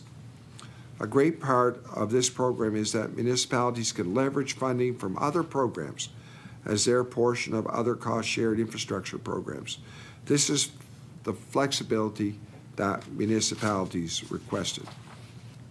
Pam Mood, President of the Nova Scotia Federation of Municipalities, said this program will help municipalities addressing urgent needs. She says, and I'm quoting now, "This program is a big step forward for municipalities. It gives us the flexibility and the resources we need to tackle urgent challenges head on and build strong, resilient, and inclusive communities. This support is greatly appreciated as municipalities do our job of ensuring our residents have the best possible services and infrastructure. The Municipal Capital Growth Program. Another great example of investments that we've made is the Municipal Capital Growth Program, which provided funding for municipal infrastructure projects to further support Nova Scotia's growing population. This funding supported critical infrastructure projects in the area of housing, climate change, accessibility, and growth. Chair, this program was the single largest provincial infrastructure investment in municipalities in decades, $102 million, and it was well received by our municipalities. Our department continues to work with our municipal partners to see these projects through completion. In total, the department approved 64 projects under the program. These include 42 water and wastewater projects, 8 climate change adaptation projects, 9 accessibility projects, and 5 brownfield redevelopment projects. And the program will replace and extend 25 kilometers of water and wastewater pipe, which will reduce flooding risk to 638 properties, build 7 kilometers of new or improved sidewalk and trail, and support the development of close to 7,000 new housing units. One such project for upgrades is a sewer collection system in Colchester County, which received an investment of $973,000 from the province. Pumping stations will be replaced in Lower Truro and Hilden, and 275 meters of sewer pipe will be replaced in Brookfield, and Great Village. Now, while investments in sewage systems don't always grab headlines or make for great photo ops, make no mistake, these are important projects. Infrastructure projects like these not only support the existing community, they enable construction of houses and businesses, and they help communities prepare for growth. One example of the support provided through this program was the support provided to the municipality of East Hants, where we invested in upgrades to wastewater systems for both Elmsdale and Lance. I'll share a brief quote from Warden Eleanor Rolston, who shared, and I'm quoting now, East Hants is extremely grateful to receive funds from the Municipal Capital Growth Program to assist with critical infrastructure upgrades. This will not only help alleviate bottlenecks in the system, but also increase capacity for much-needed housing and commercial development. By investing in infrastructure, the province is helping support growth and build stronger communities. These investments also help create jobs and improve the lives of Nova Scotians. The town of Bridgewater wastewater infrastructure upgrades. Chair, we've also invested $22.8 million over 10 years in infrastructure upgrades for Bridgewater, with a combined investment from federal, provincial, and municipal governments totaling $69.4 million. This joint investment will upgrade Bridgewater's aging storm and sewer system and provide the core infrastructure needed for the future support of 3,000 additional housing units, all while improving the health of the Lahave River. It's an investment that Bridgewater Mayor David Mitchell says is critical to Bridgewater's future, and I'm quoting him here. Our ability to accommodate new residential and commercial development will be substantially increased, and the health of the Lahave River watershed will be protected. As a community, we could not be more excited about this announcement. This is not just an investment in municipalities, an investment in people, families, housing, and safe, welcoming communities. Chair, the department also offers additional programs to municipalities to support local infrastructure needs. Through the annual Provincial Capital Assistance Program, we provide funding to improve municipal water supply, sewage disposal, and solid waste infrastructure. Since 2021, $3.6 million has been approved for 58 projects under the program. This program gives municipalities support in early stages of a project. It helps municipalities with concept and detailed designs. The Municipal Innovation Program supports innovative approaches to municipal services and regional cooperation. Since 2021, 12 projects totaling $1.5 million were approved under this program. We also have the Flood Risk Infrastructure Investment Program, or FRIP, which supports projects related to flood risk mitigation. Between 21 and 25, there were 13 projects approved, totaling $772,000 in investments from the province. In the face of severe weather we've been experiencing in the province, it's important that we help municipalities prepare and protect themselves. We are pleased to partner with municipalities on these important projects, and applications are now open for our next fiscal cycle on these annual programs. Chair, with the remarkable growth we're seeing in this province, it's crucial that municipalities take advantage of the federal funds available to them, and that all three levels of government work together to support Nova Scotians through cost-shared agreements. One great example of this is the Investing in Canada Infrastructure Project, or ICIP, a $1.26 billion program supporting critical infrastructure projects. To date, the province has committed $411 million to the program, with the department currently administering 117 approved projects. These investments will help municipalities build inclusive and prosperous communities that support future growth and housing development.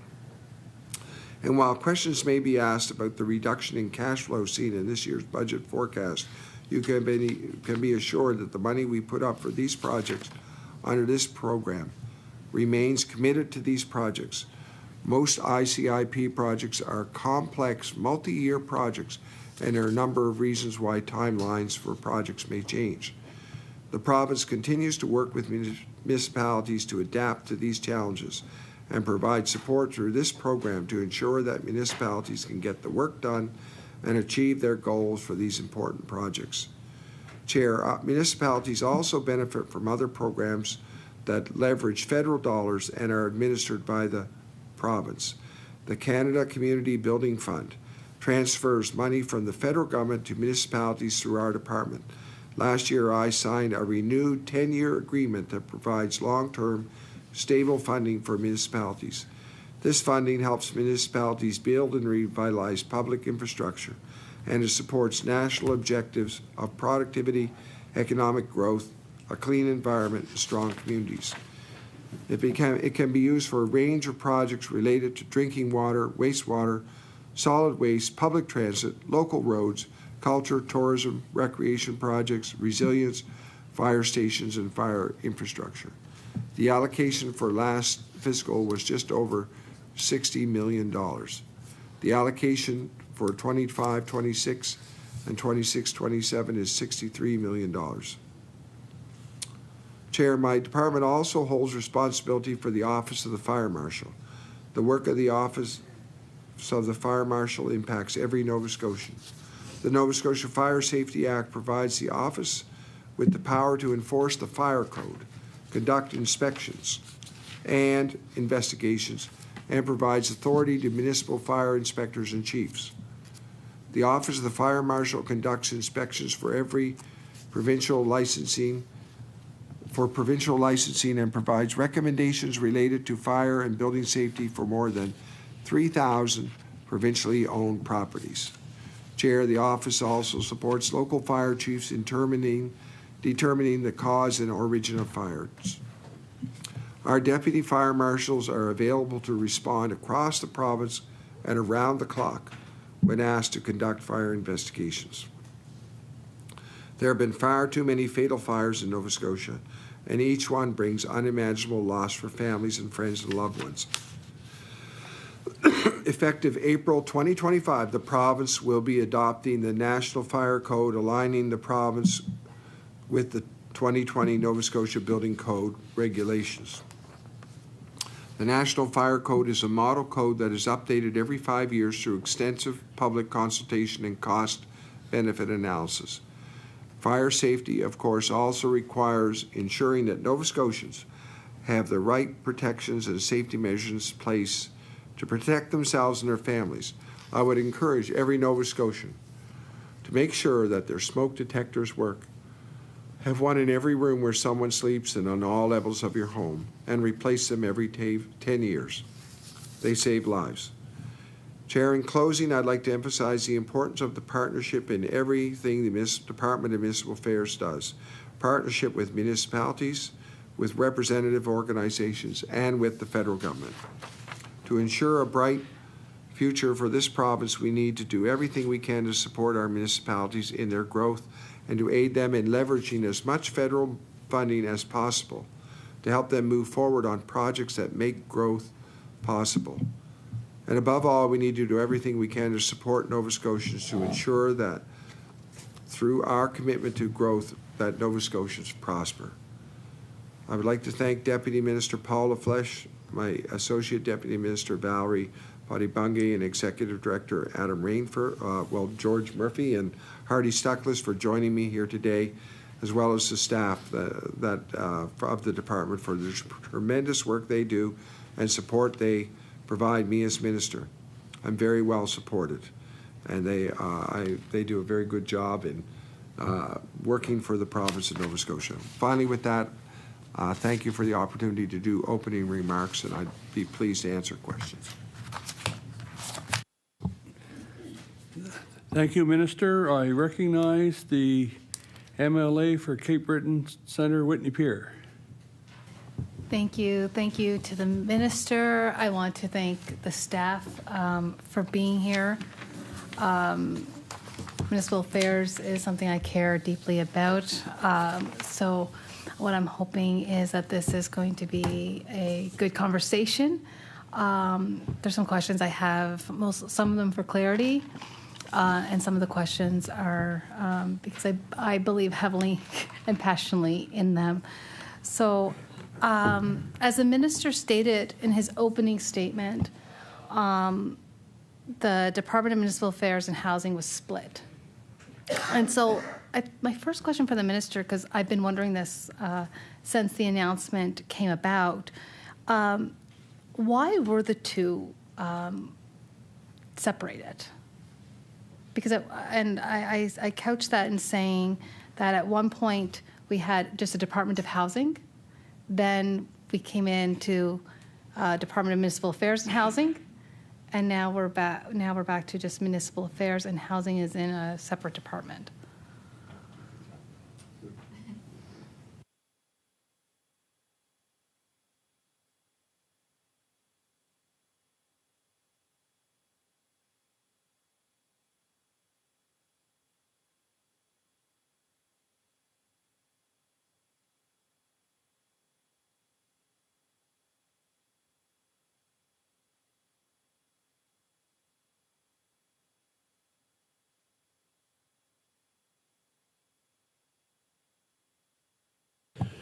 I recognize the Honourable Minister of Municipal Affairs. So it's interesting that we can develop a whole book of answers to questions, and you can answer a very straightforward question that we didn't prep on. But I think I can provide some insight into that. First of all, the desire to have a standalone emergency measures department was a very strong desire, just given the history of the province over the past 4 or 5 years in terms of different emergency events standing up to Nova Scotia Guard. So separating out the Department of Emergency Management, giving the whole process of emergency management its own department, recognized the importance of that whole area of endeavor, I think, and I think was timely. I know you were asking more specifically about housing. I think this was a reflection of a government priority to put to see the endeavor of providing housing as something which was really about economic development, and wanting to put several different pieces of the economic development portfolio together. Certainly, that was a government priority to put focus on growth and development. So the creation of the new growth and development department with the various elements in it was sort of a recognition that that housing, the impact that housing has on growth and development in our province. So I think it was certainly we're the Department of Municipal Affairs certainly is still very able to continue to offer the supports to our municipalities that it has offered. I recognize the Honourable MLA for Cape Breton Centre, Whitney Pier. Thank you. And with that, Minister, following on your words, what is now the role that the Department of Municipal Affairs, as well as what is being expected of municipalities to play in the role of housing?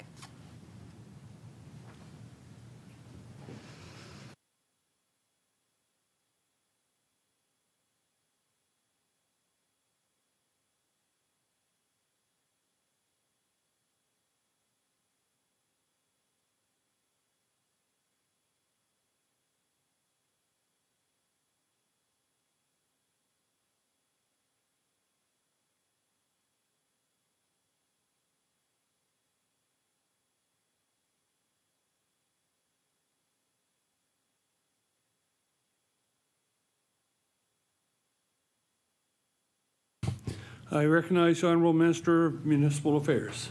So, as I laid out the projects, the types of things that municipal affairs supports for our municipalities are water and sewer and sidewalk things as we're doing these funding projects, and we recognize the importance of them to the growth of our communities, to enabling housing in these communities. So we're very focused on municipal infrastructure in the types of programs that we put forward, and so I think the role of municipal affairs in supporting that infrastructure through grid and through the Build Canada Community Fund. I'm just trying to remember the acronym, CCBF. Canada Community Build Fund. These types of programs will certainly be ongoing. We'll continue to do that. I think our municipalities recognize the importance of this type of infrastructure to their growth and development. I recognize the Honourable MLA for Cape Breton Centre, Whitney Pier. Thank you, and thank you, Minister, for providing some clarity on that. The HRM Council in the past has requested that the province grant them the ability to impose a vacant land tax to spur housing development. Can the Minister explain why this request has not been approved or has been denied a number of times?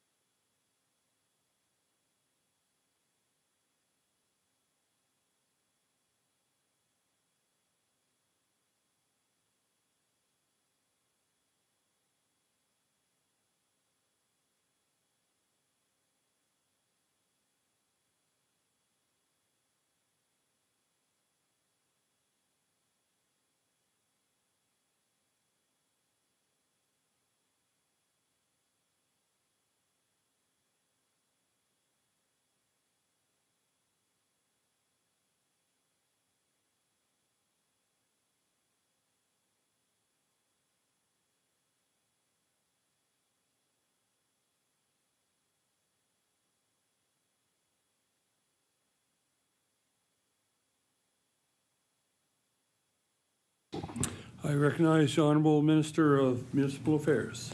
So first of all, I'm not positive that we ever received an actual request from CBRM on that front. Oh, did you say HRM? I thought you said CBRM. Okay, so yeah, I was going to say there was discussion of that by CBRM, yeah, by HRM, pardon me. What I can say is that and I'm not sure we actually received a request. It was just a conversation that was in the public domain. I know that as minister, I did state at the time that it was my belief that as a government, it was our role to encourage the activity we wanted rather than be punitive on that. So in other words, if we want people to build housing, we want to find programs and ways to encourage the activities we want, generally speaking. I don't think that we can penalize people into doing the activities we want. I don't feel that's a direction that government wants to take, generally speaking. There might be times, but in general, it's not my vision of how we encourage the activities we want. So that's, I think, that would be a philosophical point of view. But if you look at all of the programs that we offer and all the things that we do, we offer to fund certain things, like we're funding sidewalks, or we're cost sharing new water and sewer lines. So we're always in the process of encouraging activities that we see as important, all of the different programs we offer, versus the philosophical point of view of penalizing someone for not doing something, right? Do you understand what I'm saying? So I think the philosophy of the government in terms of interacting with our municipalities and interacting with the public should always be to encourage the activity we want.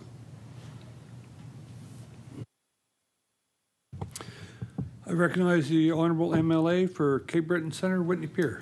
Thank you. Thank you, Minister, for providing a rationale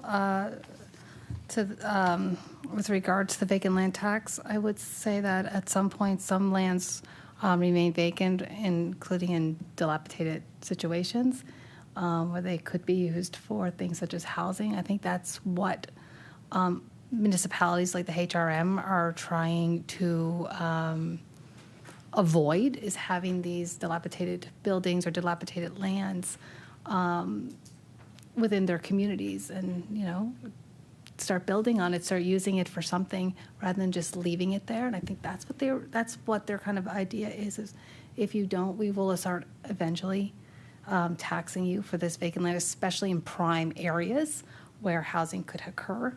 In 2021, the inclusionary zoning was added to the municipal toolkit to allow municipalities to require affordable units in new developments.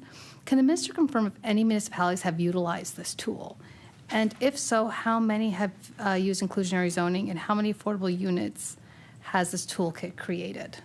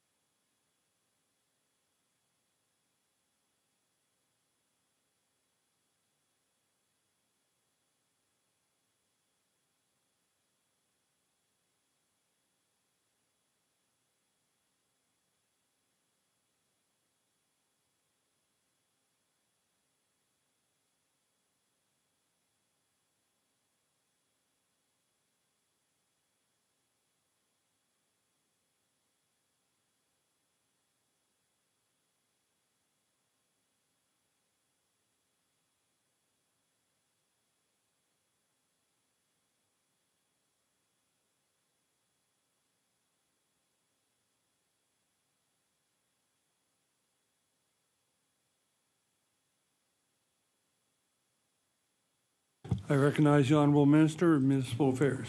So I think there was, I think that I can say there was higher hopes for inclusionary zoning than actually have materialized. We can say that many municipalities have explored it, but to our knowledge to date, none have applied. I think that it needs to be separated. Inclusionary zoning is not same as density bonusing, which we know has been used, but specifically in inclusionary zoning, to our knowledge, it has not been used. I recognize the Honourable MLA for Cape Breton Centre, Whitney Pier. Thank you, Minister. I appreciate the information. We're going to switch gears out of the municipal and housing a bit and go into climate and transit. So the minister wrote a letter to municipal leaders recently asking them to support this government's new focus on resource extraction. Many have responded that the letter was too vague to get behind. Can the minister explain why the letter was sent? And were alternative actions considered, like engaging in more of a collaborative consultation approach with the municipalities?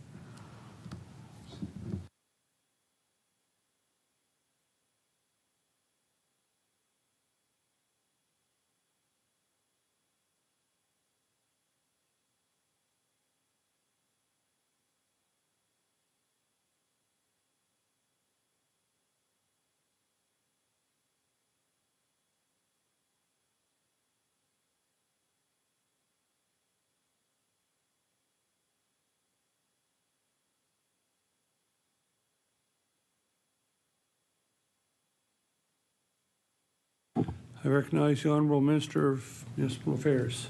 So I was making phone calls to mayors and wardens and just asking for their reaction and support. I can tell you that the types of comments I was getting verbally was, we can't afford any more taxes in this community, and we have pretty big poverty issues. We need to do something. That type of conversation. There was, at a certain point in those phone calls, there was a mayor asked for, could I have that request in writing? Okay, we'll put that request in, looking for their support. Put that request in writing. So I don't think there was anything nefarious about it. It was just wanting to reach out and connect with them. And even in saying that, I'll apologize. I haven't gotten to all of them yet in terms of phone calls. I still have more phone calls to make. But the intent was to gauge sort of community reaction. I can tell you that in generally speaking in rural Nova Scotia, there's a recognition of the fact that there are communities that have people going to other parts of the country for work. This is a social determinant of health. It's not it's hard on those communities, that creating wealth generation is important to that. I can tell you that one conversation with one mayor was, I said, well, we've been sending our sons and daughters out west to work for a long time, and that mayor says, yeah, my children work out west. So the recognition that Nova Scotia needs to change, that we need to change direction, is out there. I will say at the same time, I recognize that for our municipal councillors to, when there really is a project in an area, which is probably a long way down the road, that's the reality. These things are very long cycle type things. Then that's another matter. So I realize that the actual, and actual process, the recognition that we need to change what we're doing, and in fact, U.S. tariffs are driving it, is very well understood in our communities. I recognize the Honourable MLA for Cape Breton Centre, Whitney Pier. Thank you. Thank you. From my reading of these situations is that many of the municipal levels at the municipal level are against lifting the long-time ban on fracking, for instance, because of the concern for well water as well as waterways. This is a huge concern in rural Nova Scotia, that if fracking were to occur, as we know, can cause problematic damage to wells and waterways. And so if the consensus at the lower level of government, which is the municipal government, will this government divert its path and decide to leave the ban in place?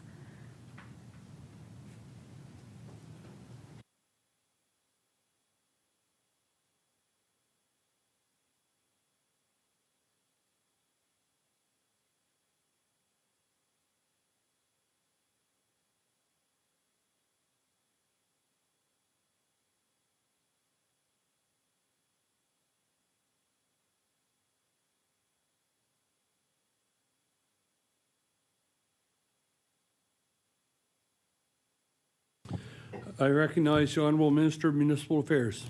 Well, I think it's clear that environmental guidelines and these types of concerns need to be part of the conversation. So we're not suggesting that the actual impacts of this type of activity have to be, they have to be studied in every community. And certainly, if we look across Canada, these types of activities are being done in other jurisdictions in Canada.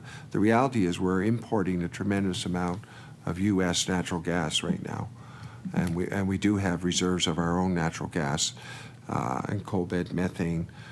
Some of it, which I understand requires fracking, some of it which I understand doesn't. But the other reality is those types of questions are probably best put to more subject matter experts.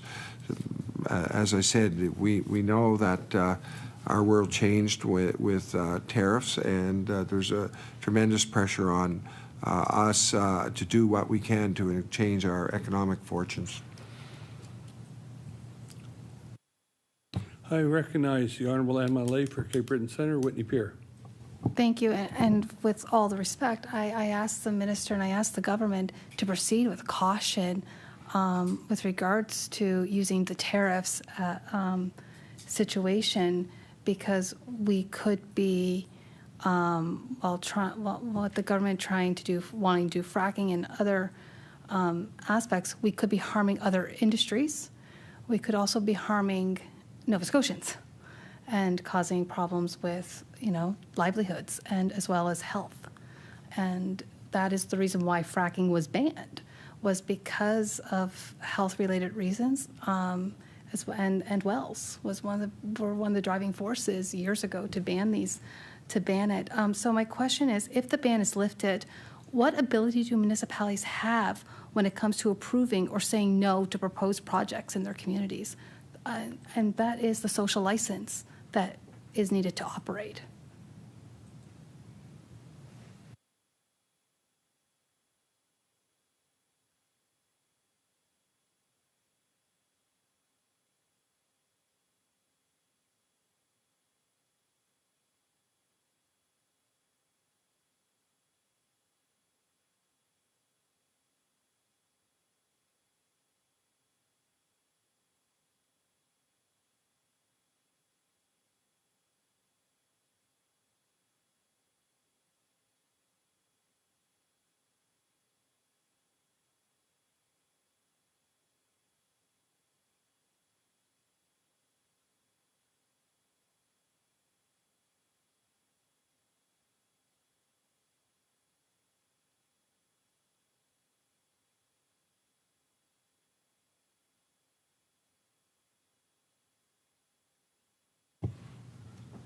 I recognize the Honourable Minister of Municipal Affairs. So what I should say is that I think some of the technical things you're referencing should be left to subject matter experts. In terms of municipalities, those are important conversations to have. There still will need to be environmental approval processes, which also can take into consideration the municipalities. That's the reality.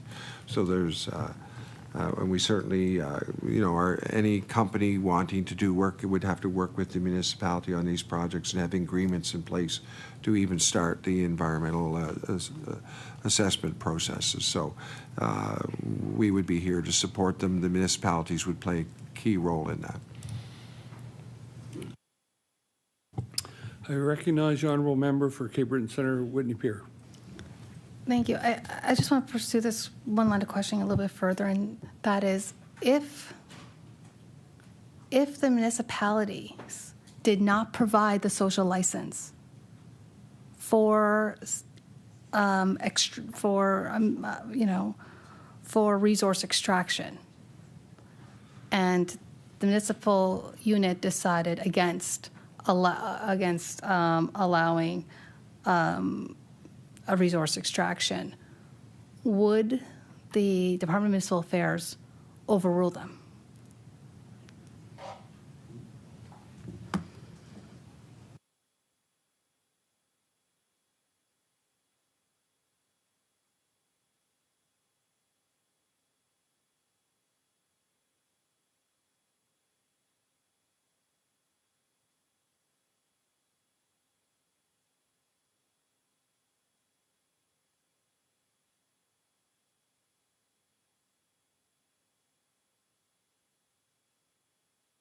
I recognize the Honourable Minister of Municipal Affairs.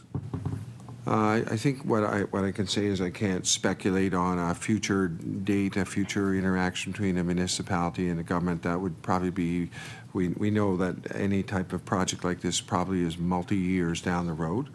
You know, there still would be the environmental assessment process and you know, so I can't speculate on what will happen in the future. I recognize the Honourable MLA for Cape Breton Centre, Whitney Pier. Thank you. I'm wondering if the minister can tell me how much is in the budget for climate adaptation for municipalities?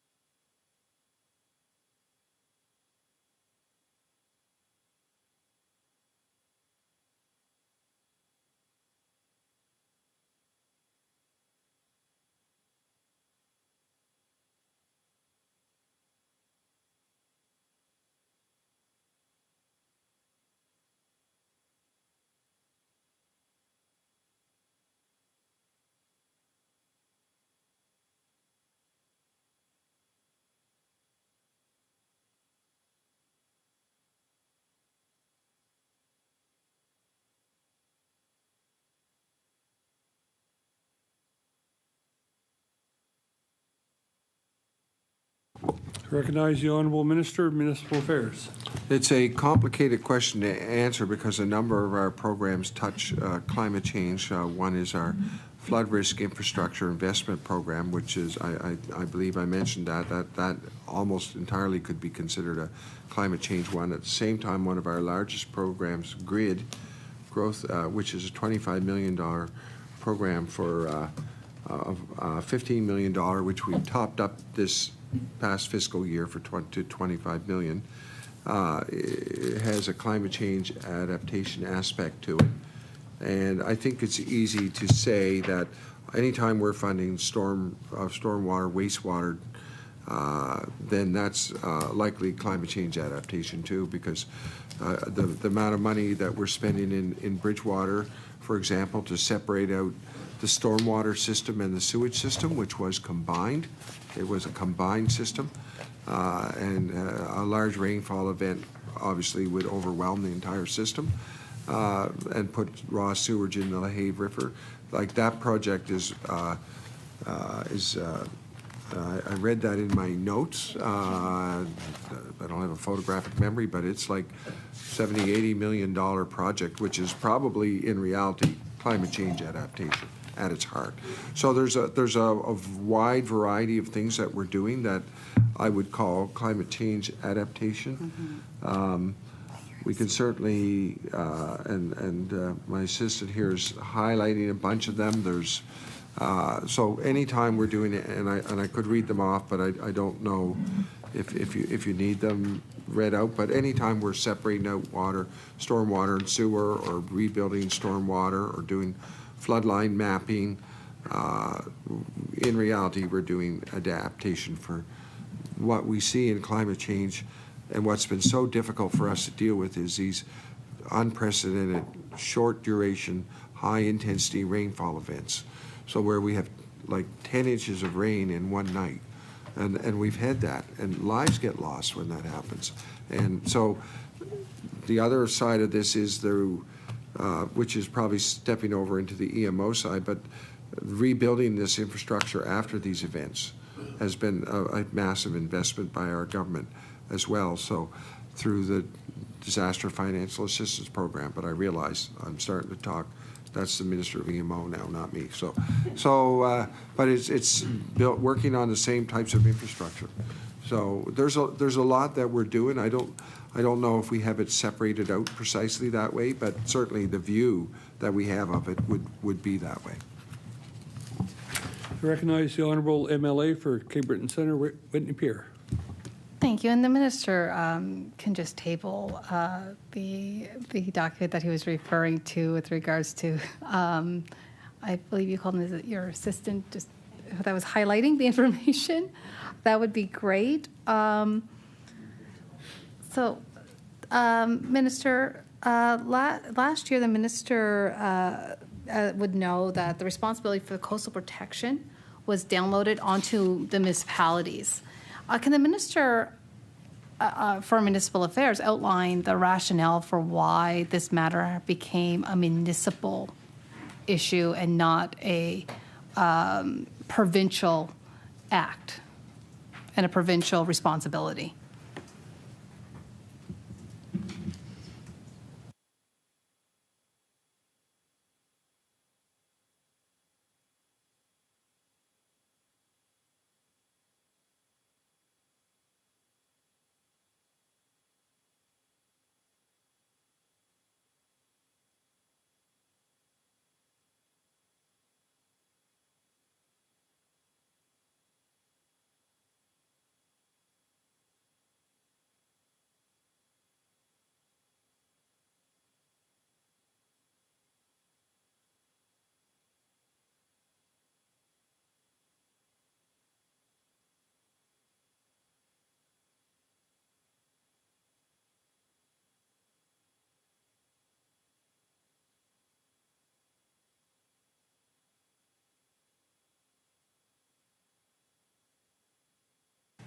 I recognize the Honourable Minister of Municipal Affairs.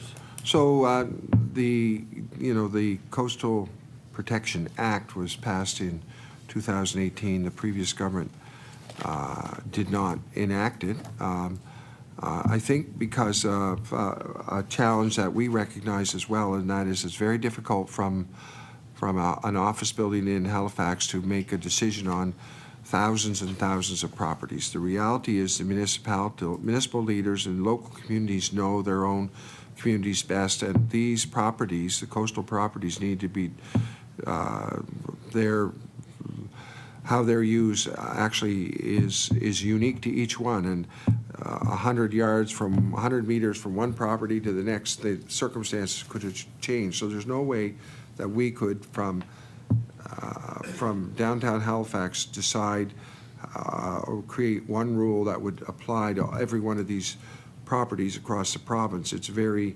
local and very granular. It has to be done locally.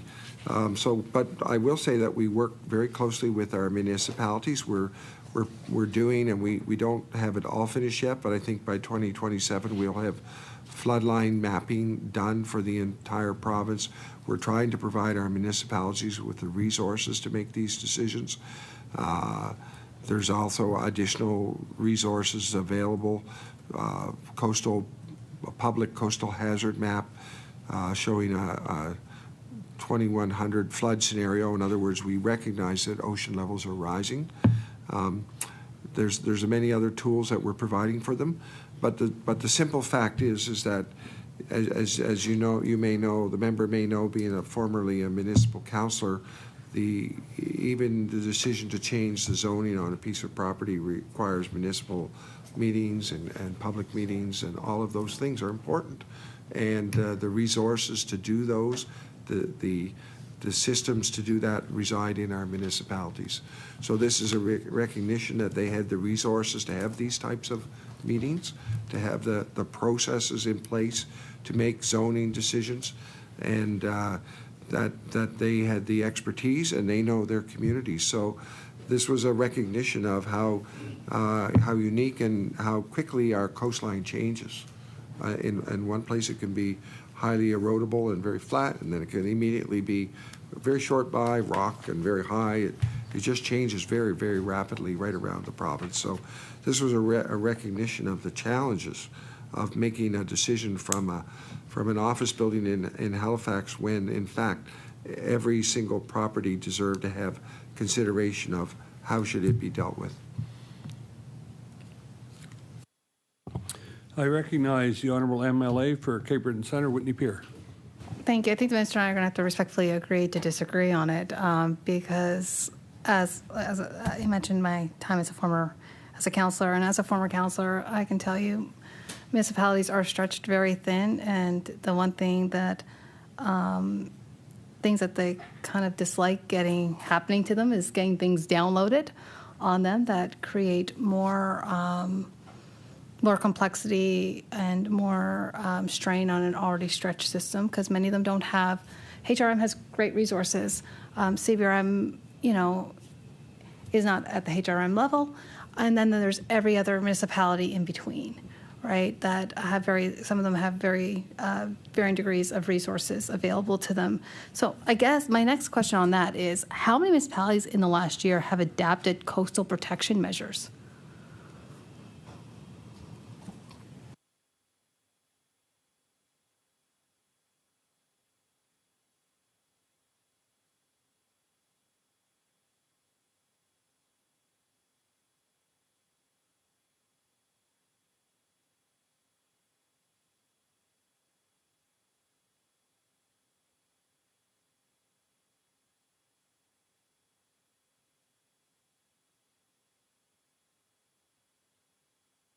I recognize the Honourable Minister of Municipal Affairs.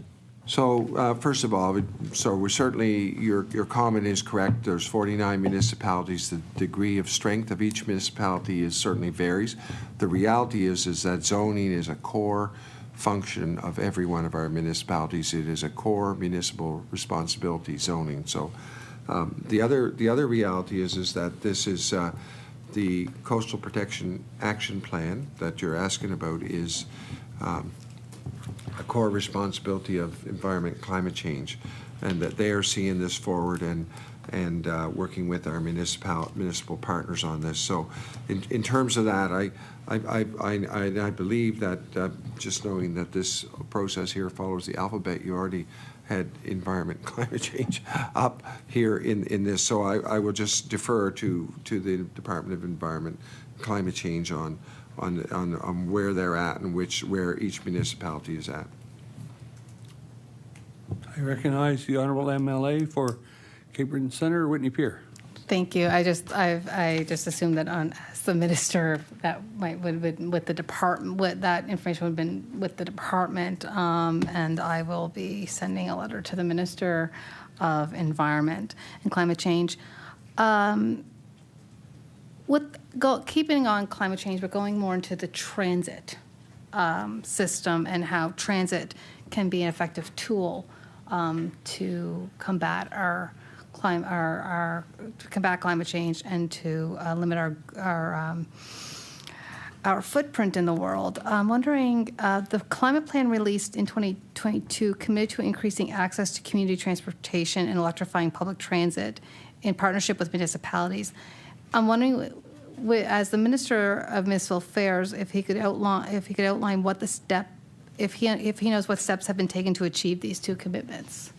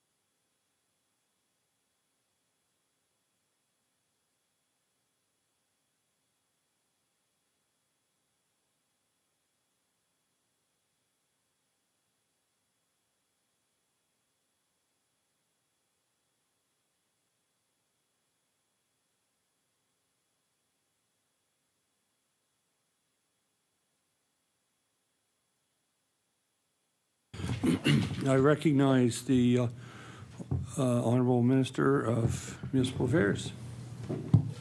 So just to give you the big numbers, I mean, the water and wastewater project category is the most funded category by project count with 52 approved projects. The transit project category represents the highest funded category with 9 approved projects for a total of $463.2 million, with $133 million of that being the province. That's over a number of years. So just to give you an idea of some of the transit projects that have been funded, just to read them to you, the town of Antigonish active transportation spine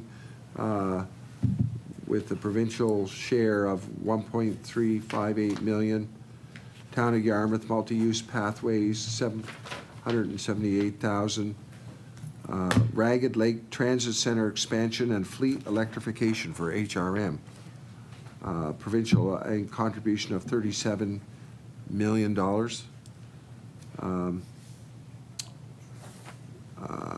Active multi-use pathway, District of Lunenburg, $3.2 million. Active transit modal shift and new connections from Chester, $3.7 million. Municipality of Hants East, active transportation linkages, $500,000. Active HRM, active transportation phase 2, connecting communities, $20 million. The one that I'm sure you're well aware of is this Cape Breton Regional Municipality battery electric bus purchase, storage, and maintenance facility, phase 2, almost $18 million. Mill Cove, transit and ferry services, phase 2, $65 million provincial contribution. So the transportation funding that we've done, both for active transportation and for ferry in case of Mill Cove, and electrification in the case of King's Transit and CBRM, has been very, very large sums of money. These are massive projects and reflect our commitment to providing transit in where we can. I recognize the Honourable MLA for Cape Breton Centre, Whitney Pier. Thank you. With recent changes to the JRTA include giving increased power to the Minister of Public Works to override municipal decision-making, I'm wondering, as the Minister of Municipal Affairs, the Minister could provide us with how this decision came about, and was there consultations with his department as well as municipal leaders?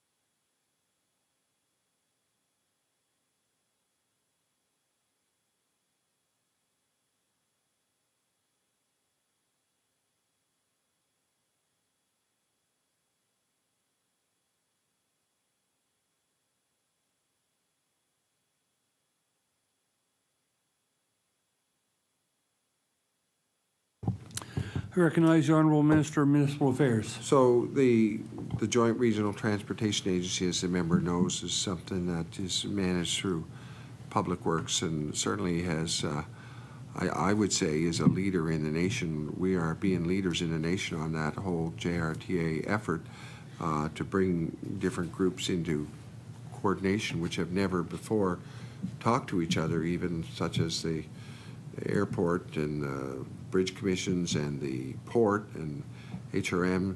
The effort to expand that to become Link Nova Scotia. The details about that, I think you should speak with the Public Works on, really. We as a department, we talk all the time with the NSFM and continue to do that, and have talked with them about the bill, which you're referring to. We have just had discussions with them as well. So the lines of communication between the department and the NSFM are very accessible. We remain very accessible to them, and we do talk with the NSFM. In terms of more specifics on that bill, I do think you should talk to Public Works. I recognize the Honourable MLA for Cape Breton Centre, Whitney Pier. Thank you. And my question was really more as the Minister of the Department of Municipal Affairs, where this was once held, and that was where was the Department of Municipal Affairs, where we were dealing with municipalities, where was the department in the discussions? But I will leave that as time has ticking on. But mine was more about, and I think I expressed that when I said I wanted to know where the minister was in the discussions and things like that. I thought I expressed that quite, but I understand. As I said, I've already talked to the Minister of Public Works about the JRTA. Continuing on fairly and up this other path, and that is, we've been hearing that this government has been considering granting additional powers to the mayors of the HRM and CBRM. And I know this is something a professor of mine, Tom Urbaniak, back in the summer, I think it was, disagreed with this fundamentally and actually kind of implored the government not to do. So I guess what I'm asking is, and now that we're hearing these rumblings, is this something that the minister tends to legislate?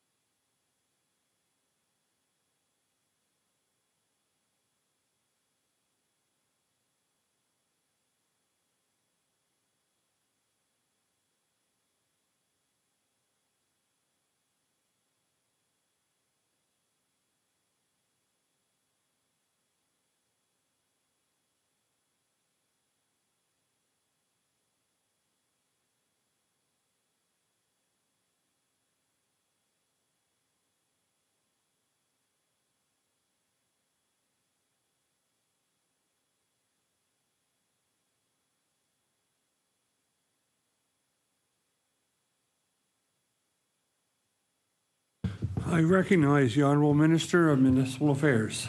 So as the member knows, this has been a subject of conversation across the nation as different provincial governments look at what is happening in different cities and in different municipalities.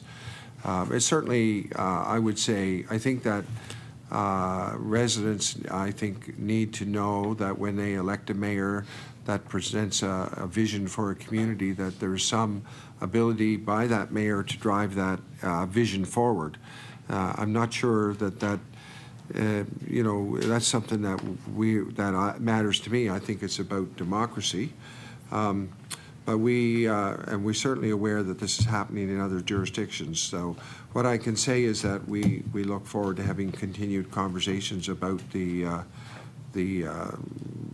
role of the mayor in our system, and what are the powers that the mayor has. I think that's important for us to explore. I recognize the Honourable MLA for Cape Breton Centre Whitney Pier with 9 minutes 45 seconds. Thank you. I think I want to move on to some municipal funding. As the minister is aware, in 2023, there was a bill tabled, 340, which was the result of work undertaken to reform funding, which produced the CIRMGAR report.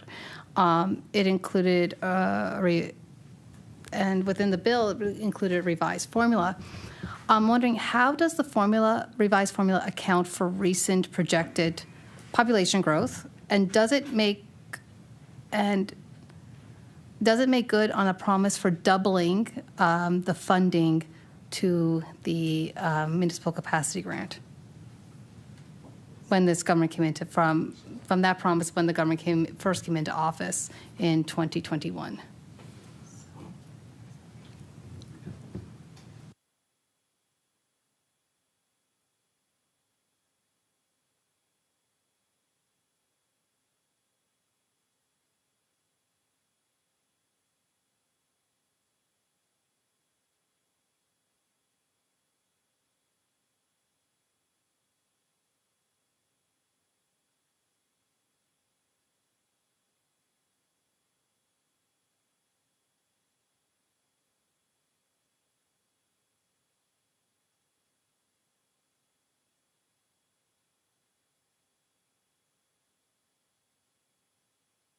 I recognize the Honourable Minister of Municipal Affairs.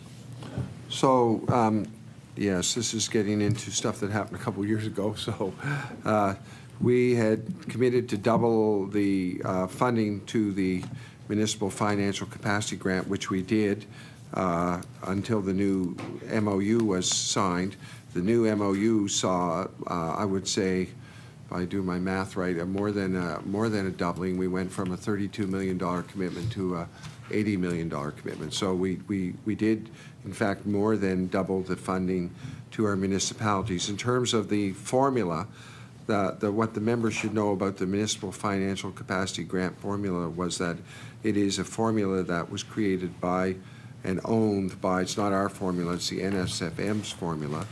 It was frozen in place a number of years before I think either one of us was elected, if I can say that, certainly before, I think, quite some time ago, because the numbers were, the formula freezing.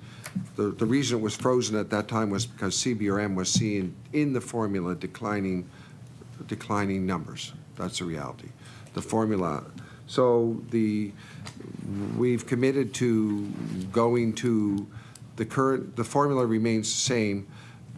There were a number of communities that saw less revenue through that Municipal Financial Capacity Grant, and we committed to a 5-year top-up to bring them back up to where they were in the formula, where it was frozen. So hopefully that's not too murky for you, but what I can say is that it was the 1995 MOU was renegotiated. We increased the amount by about $50 million, which we were supporting our municipalities by. This was real dollars, real money, and certainly I know that it was very well received in every municipality in the province.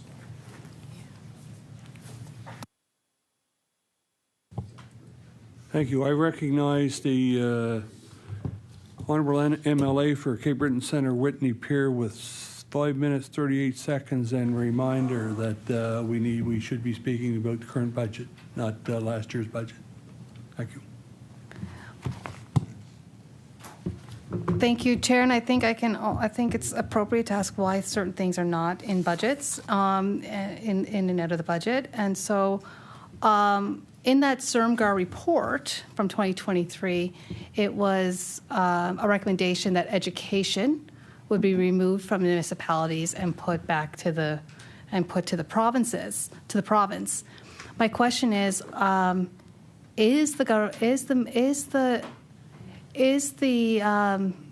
minister planning to take education back and become a fully provincial responsibility, as the Sermgar report had identified.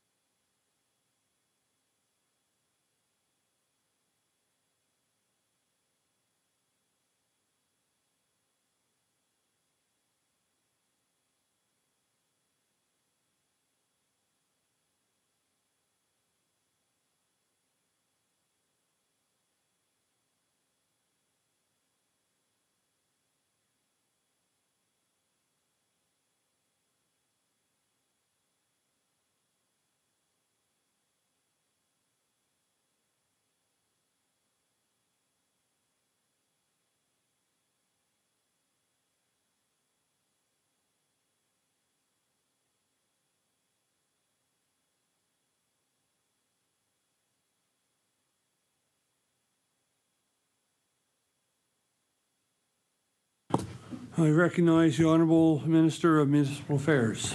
So, Mr. Chair, what I can say is that when we renegotiated the service exchange, there was a multi-facets to it. One of them, in relation to schools, was that we agreed to take over obsolete schools, and that has been a very big drain. As you may know, it can be very expensive to tear down an old school, and we agreed to take on that liability. So that was part of it, but I will go back to saying that the supports for our municipalities, we saw a historic increase in the support to the tune of $50-some million annually to about an $80 million program. And we saw overwhelming support, as the member may recall, during the legislative session, municipalities stepping up and speaking in favor of this service exchange agreement. So I'm very proud of that. It was the first one since 1995. There is still more work to do. We never say the work is done. There's still work to do on roads. There's still work to do on policing. There's still work to do on fire services. So there's still parts of the service exchange agreement that need to be worked on. We are committed to continue to work on them. I recognize the Honourable MLA for Cape Breton Centre, Whitney Pier, with 1:40 seconds. Thank you. So with that, I'm going to say, I'm going to assume then that the minister and the department have no desire to take the burden of collecting taxes of education off of the municipalities, but are going to continue having municipalities collect taxes for education. And I agree. The minister, during that time, listened on housing and listened on corrections, but education is the biggest, on our taxes, is one of the biggest expenses, one of the biggest part of the tax. So that is why it's important for municipalities to want to take that part of education, considering that they really have no say in education. They have, they don't have any powers in education, and yet they have to collect a tax on it. And so, great to get rid of the schools. Schools are, again, provincial responsibility. They should be responsible for taking down the schools. Housing is a provincial responsibility. You should be responsible for housing. Correction, same thing. And then I would also argue that education is a provincial government responsibility, and should not be municipalities should not be having to take on that responsibility. It just makes absolute clear sense in the matter. I probably don't have any more time left, so I'm just going to say thank you to staff. Yep. Before we move the time allotted to the Liberal Party, which is 57 minutes, 48 seconds. Am I correct? Not including the minister's closing statements and reading of the resolution. So I'm asking, if you don't mind, Honourable Minister of Municipal Affairs, how much time do you want to close? 2 minutes. Thank you. I recognize the Honourable MLA for Sydney, member 2. Whether you get 2 minutes or not, Minister. No. Thank you. Thank you, Mr. Chair. And I get a chance. I'm happy to have a chance to talk with you on the municipal affairs file. I was a proud minister of municipal affairs. Now, hard to believe, 8 years ago. It's a different world back then, all those years ago. But I do recognize some of the staff that are with you today, and I do appreciate the work that staff does put into this.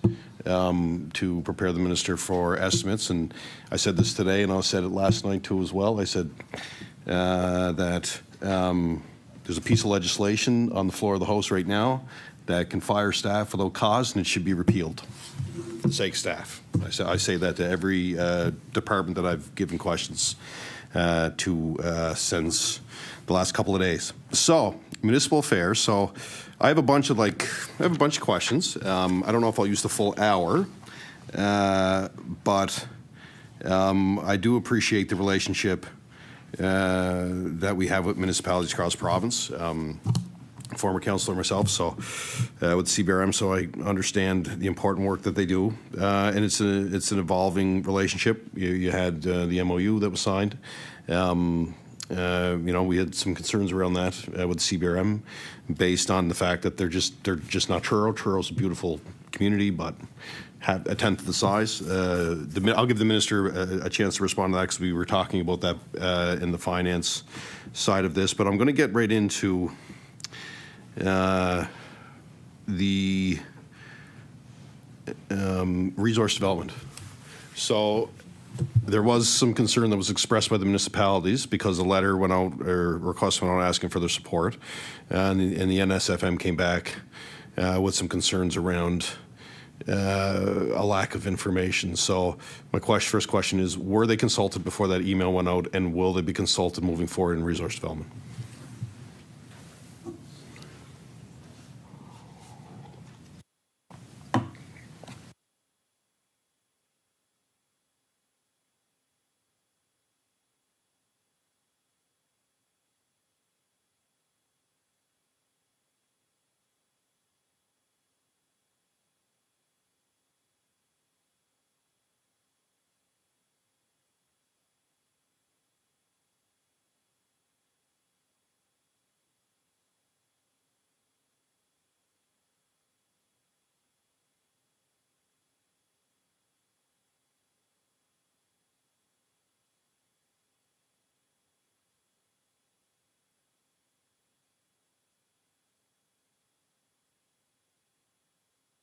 I recognize the Honourable Minister of Municipal Affairs. So, thank you, Mr. Chair. Thank you for your compliments to my staff and our staff. I know we both realize how important they are. The conversation, I was calling different mayors and wardens, and I can tell you that in those conversations there was a lot of support. Like, there were comments like, our people, we're struggling with poverty in our community, and we can't pay more in taxes. We need to change something. I think there were several, at least one warden and maybe a mayor or a warden, that were on the radio information morning, in fact, very in favor of resource development. So there was a lot of support for it. About 3/4 of the way through my calls, Mayor asked for, can you send me that request in writing? If you want to know where I'm at and my council, because I was asking him, please just talk to your council and see where you're at on this. Can you send that in writing? So I said, okay, I'll send that in writing to all of them. So in response to that, but the reality is this will be a conversation going forward. The reality, as you may understand, is that in all probability we're many years away from any actual project. I can tell you that, as I mentioned, I think, I might have said this to you already, actually, that I was speaking with a geologist who said that there was the actual benefits simply from exploration or just simply from prospecting are actually staggering, the amount of money spent by companies even in that role. So the financial benefits to the province could come very quickly. The reality is any particular project will go through a very long process. The municipalities will be involved. There will be environmental assessments. That's the reality. We're not trying to, we want to have first world, rules and environmental processes in place, much like every other province in Canada. So that's the reality. Our municipalities will be important partners in that process.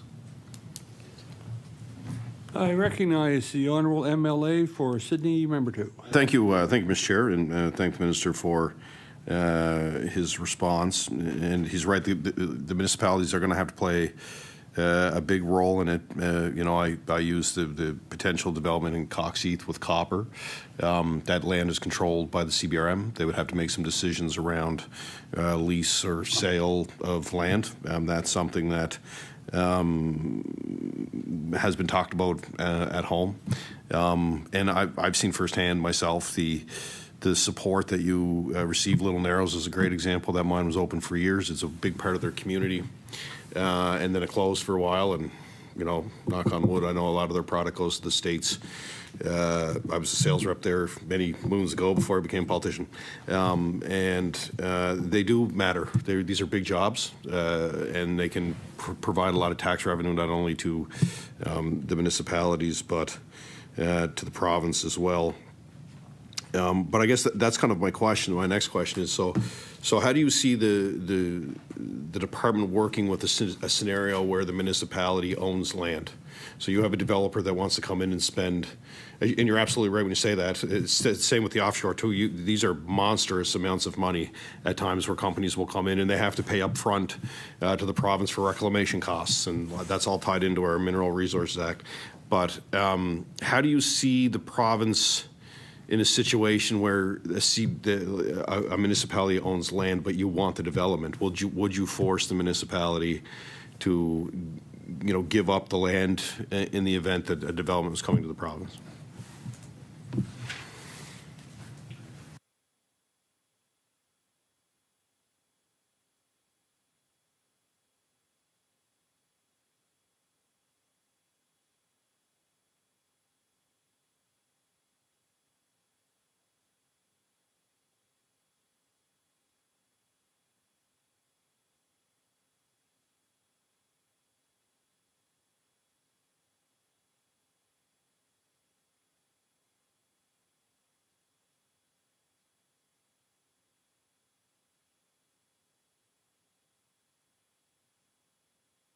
I recognize the Honourable Minister of Municipal Affairs. So, well, first of all, I appreciate the member mentioning projects or possibilities I don't even know about. So I don't know how many of these there are out there. I have no idea. I was unaware that there was copper in Coxheath, so yeah. I'm getting educated. So I appreciate that. So in terms of there are all, it's really, I really couldn't say. Like each circumstance or the processes involved will sort that out. I don't really, you're asking me to comment on a hypothetical situation, and what I can say is that there are processes involved here, and obviously our municipalities are very important partners. There's environmental assessments involved. They're part of that. In terms of seeing these projects go forward, we both understand the importance of these to the provincial economy, the value of families having good paying jobs, the reality that we have many Nova Scotians working across the country in these types of jobs, right? But not really a lot working here. And there is the potential. So how does that translate into actual projects? That remains to be seen. But that's a process, and I can't comment on parts of the process ahead of time.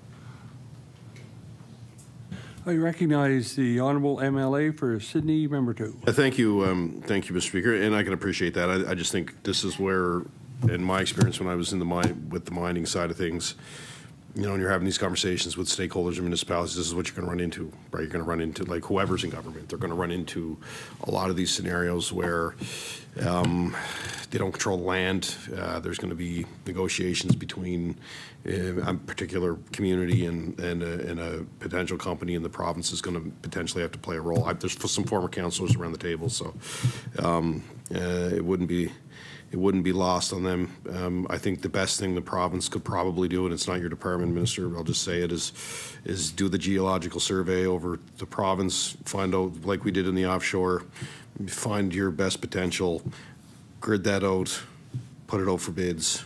That's my suggestion. We did that in the offshore, and we had the big companies that had all the data, and we gave it to everyone. So I would give that advice to your government or any other government to do. It's going to cost some money, but it's the best way to do it, in my opinion. I do want to talk about the transportation side of things, and there's been a lot of talk. And I apologize, you may be. Two of us are moving between committees, as you can appreciate, for estimates, myself and MLA Rankin. So we're trying to be in 8 places at once.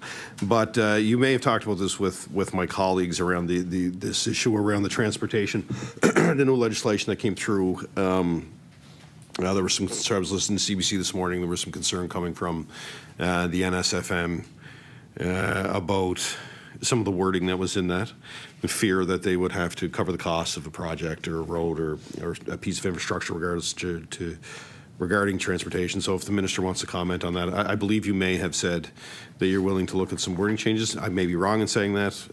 If you could just give me an update on that too as well.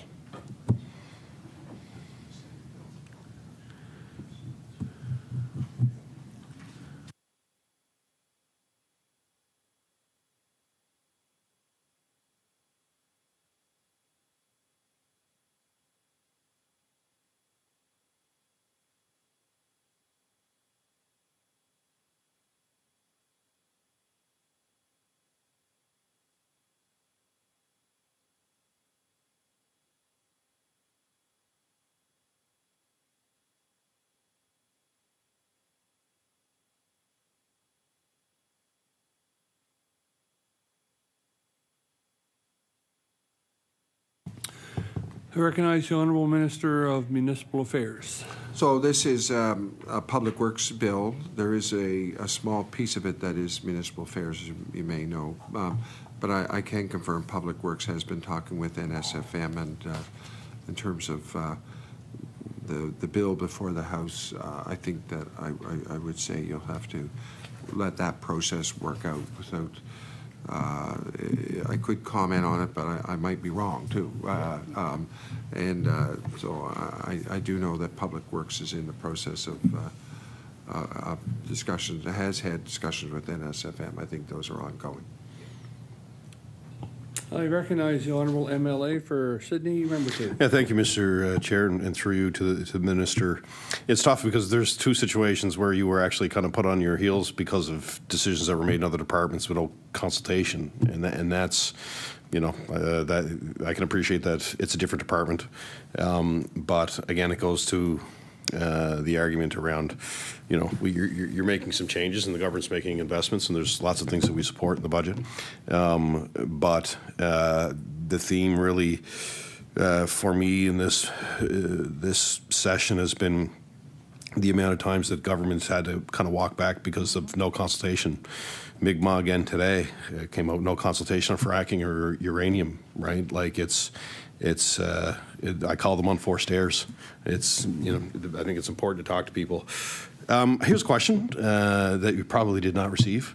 Is there anything in the budget this year for potential amalgamations?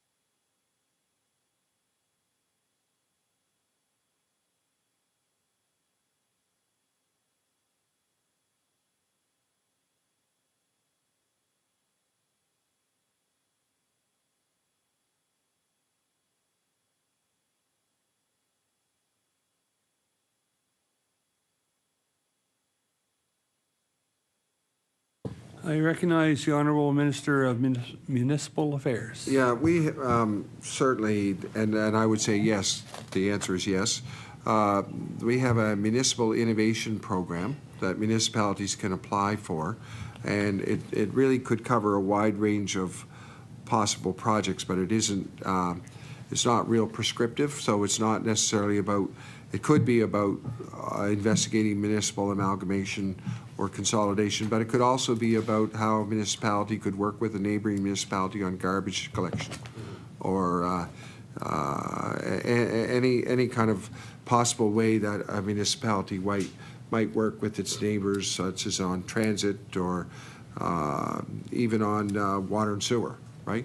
So this is it's really a program to encourage municipalities to look at how they can be innovative, and particularly in their relationship with other municipal units. So I'll give you an example. In 24-25, there was $67,000 to a collaborative effort between the town of Pictou, Stellarton, Trenton, and Westville to explore ways these towns could streamline processes and reduce inefficiencies, ensure data-driven decision-making. So these are obviously Pictou County towns that are looking for ways to work together. Another example in the same year would be $146,000 to a regional partnership between the municipality of the District of Lunenburg, the town of Mahone Bay, the town of Lunenburg, and the town of Bridgewater to develop a regional service delivery model for building and fire inspections to improve permitting and inspection processes. So while it's not consolidation or amalgamation, we always believe that shared resources and doing things together is something that we want to encourage to help in municipal efficiency, and that would be the Municipal Innovation Program.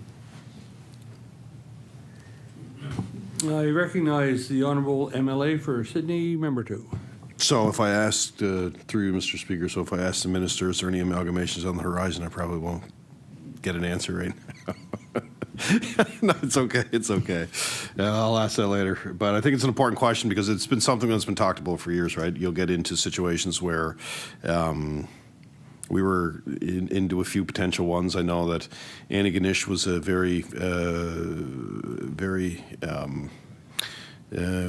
I guess, important conversation that was taking place in the media for a while, that the government, got to a point where they backed off of their legislation. But it's always interesting because you may see some communities come forward looking to do it. I do want to ask specifically about, and the government made a commitment to this multiple times, and that was a charter for the CBRM.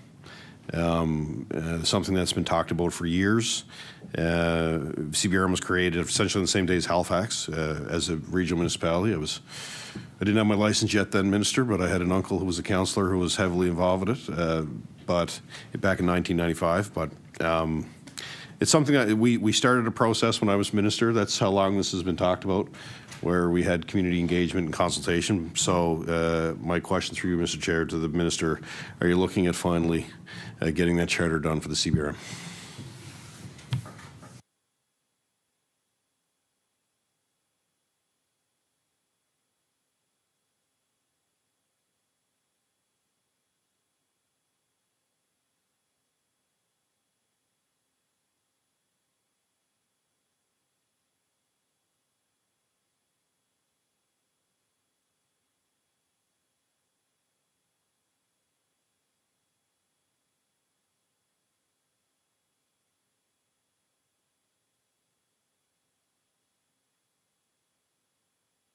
I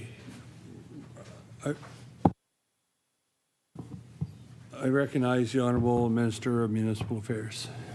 So first of all, I do want to say it's something that I've never said no to. So in terms of going forward, I wasn't aware that there had been that much work done when you were minister, or maybe we need to pick that work back up and take a look at what you actually did. Certainly, I'll ask my staff to see if they can find that work, and we'll take a look at it. But in terms of going forward, I mean, we would need to have a request from CBRM to start with, and I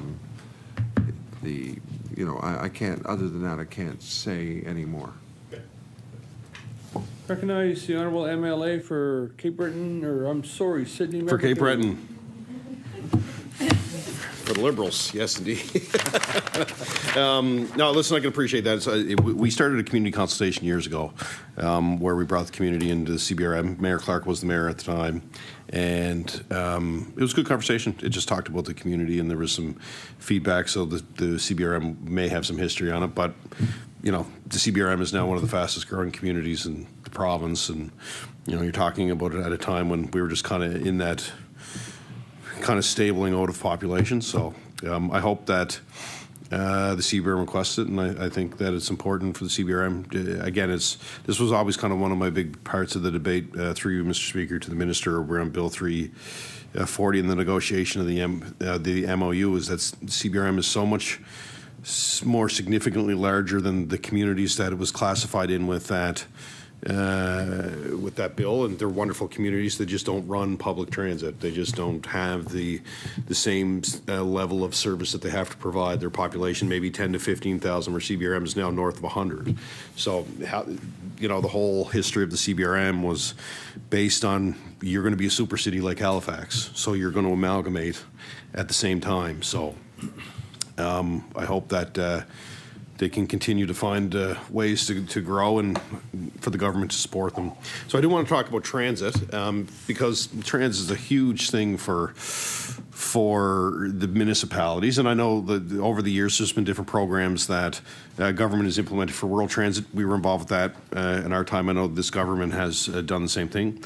But, you know, Halifax really gets the lion's share of that transportation funding that the province qualifies for. But, you know, I'm going to put a plug in again for home in the CBRM.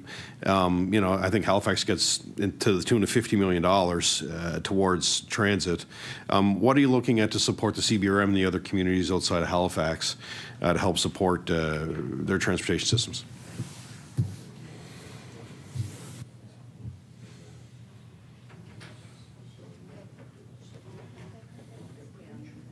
What's that?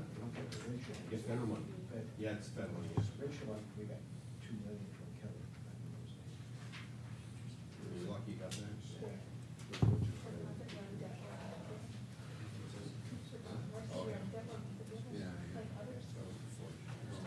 We're trying to change that. We're trying to change that. What's that? You're right, those federal money. I should clarify that.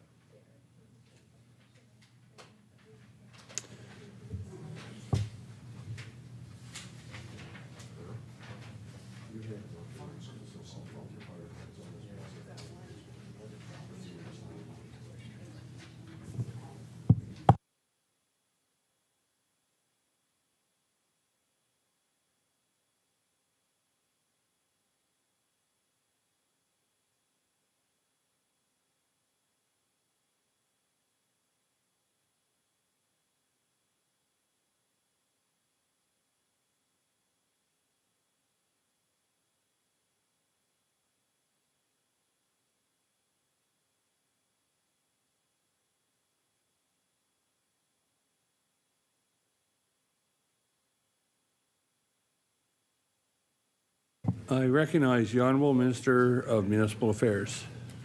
So appreciate the member I haven't got your number. asking about transit. I will. Sorry. No, that's all right.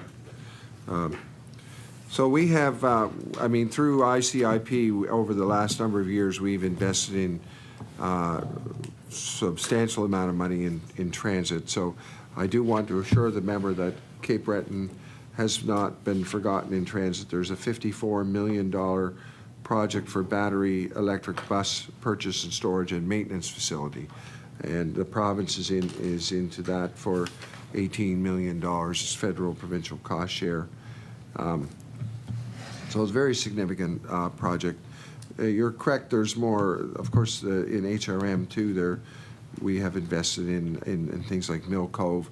We've invested in electrification and to a much lesser extent in Kings County, the Kings Transit, which services a catchment area of 125,000 people. So between all of the municipalities that it travels through. So we are investing in transit. We will continue to do that. We recognize the importance of that, and as the member noted already, we already briefly discussed the Joint Regional Transportation Agency, which has a very big focus on public transit.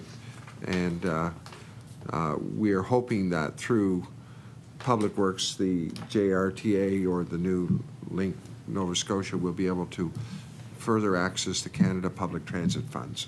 So these are opportunities to see different forms of transit in our province than maybe we've had in the past, but no longer have, as in rail and that type of transit. So hopefully those projects will come into fruition, but we have extensively invested in Cape Breton.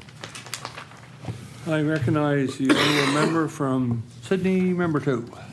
Yeah, and I'm not sure, and this may be quick, and correct me if I'm wrong, but I know there was a breakout of the fire marshal's office. So I'm not sure if the fire department grants still fall under municipal affairs or not. The money that would flow to the volunteer fire departments, is that still through you, Mr. Chair?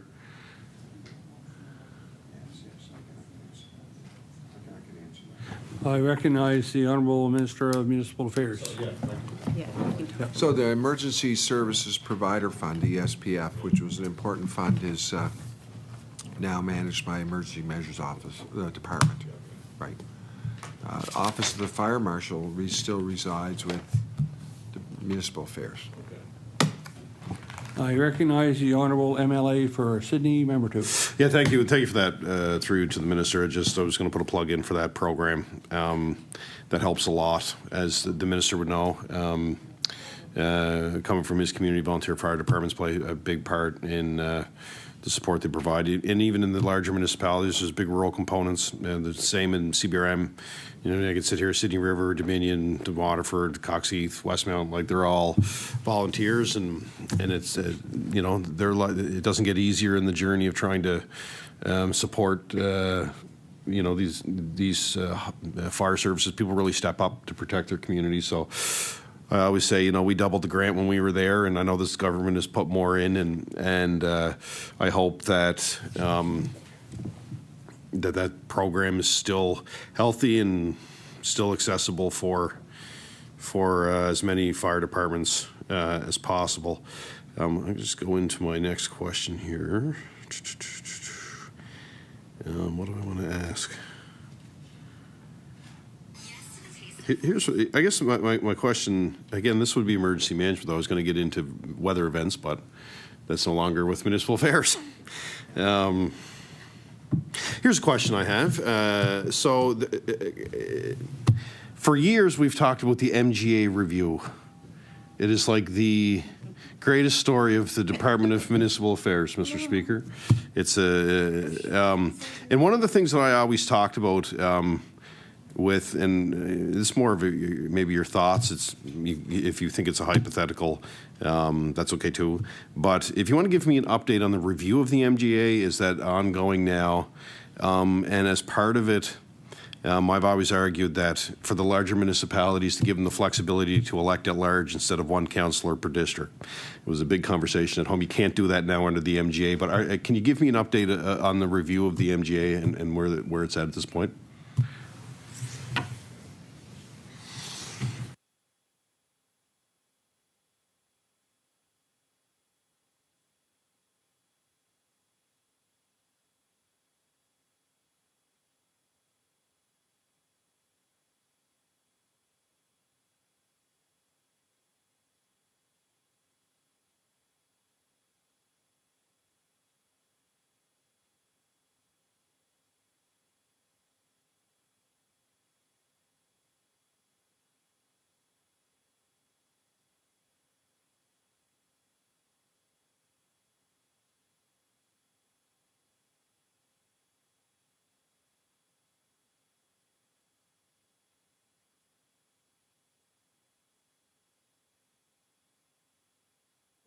I recognize the Minister of Municipal Affairs and Housing.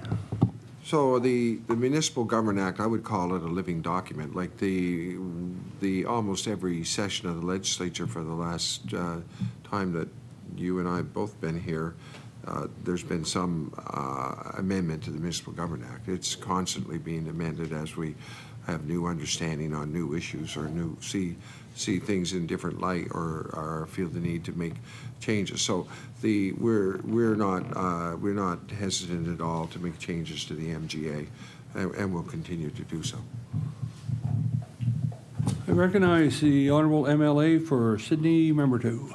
So on the MGA, and I know this may have been talked about before too as well, and I heard some of your comments around the powers that mayors would have, essentially giving the mayors more authority to kind of steer the ship or give them some more financial power to do things. Now, I've heard both sides of the argument.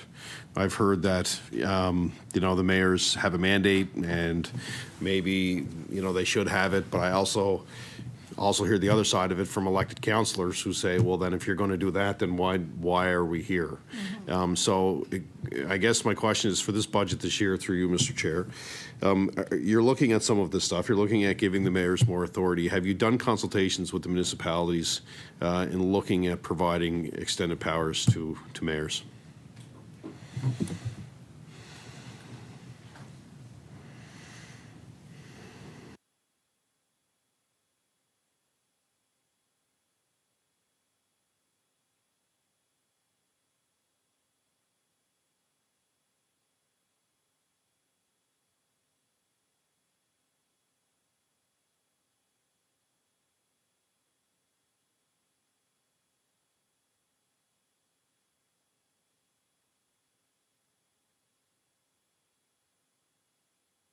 I recognize the Honourable Minister of Municipal Affairs. So obviously the strong mayor conversation is something that's happening across the country.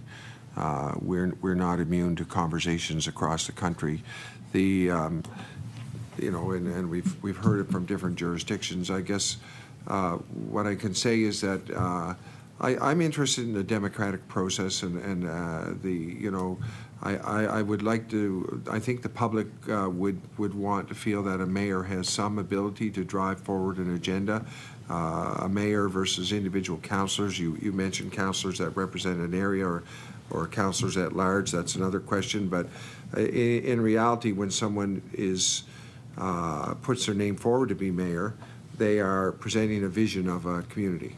And presumably other people are presenting other visions of the community. The community decides on a mayor based on a vision going forward. And I think there's sort of some questions about democracy there and being able to have some ability to put that vision of a community going forward.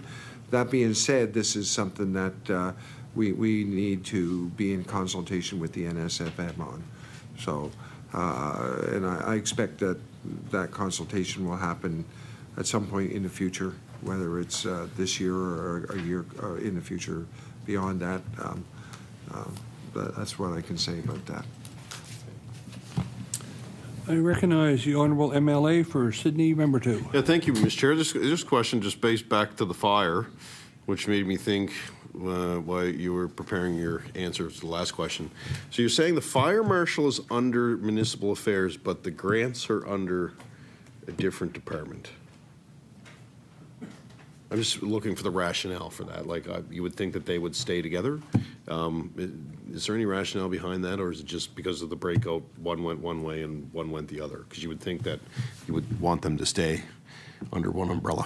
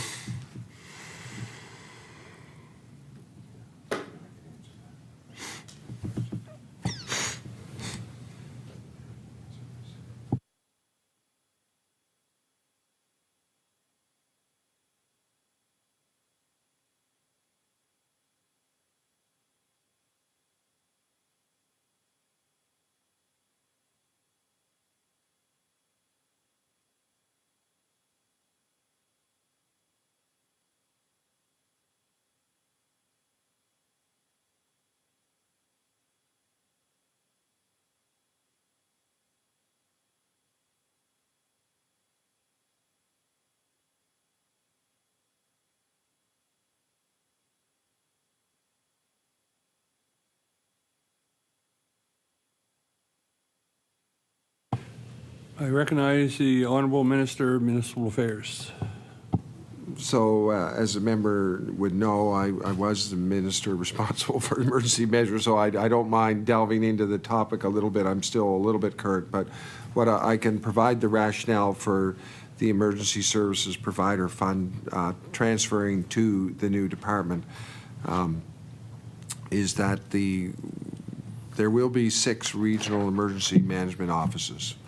We call them REOCs, and they will work very closely with all of the municipalities in each of their areas, with all the fire departments. So our expectation going forward is that the new Department of Emergency Management will have very close contact with all of the emergency service providers in their area, and as they work to develop emergency response plans, we'll have a good idea of where the gaps are and what's needed in each community. Maybe better. Certainly, I do recognize your comment about the importance of the Office of the Fire Marshal, but it's our expectation that there will be the REOCs and the Emergency Management Department will have very close contact with our emergency service providers and be in a good position to make decisions on these funding requests.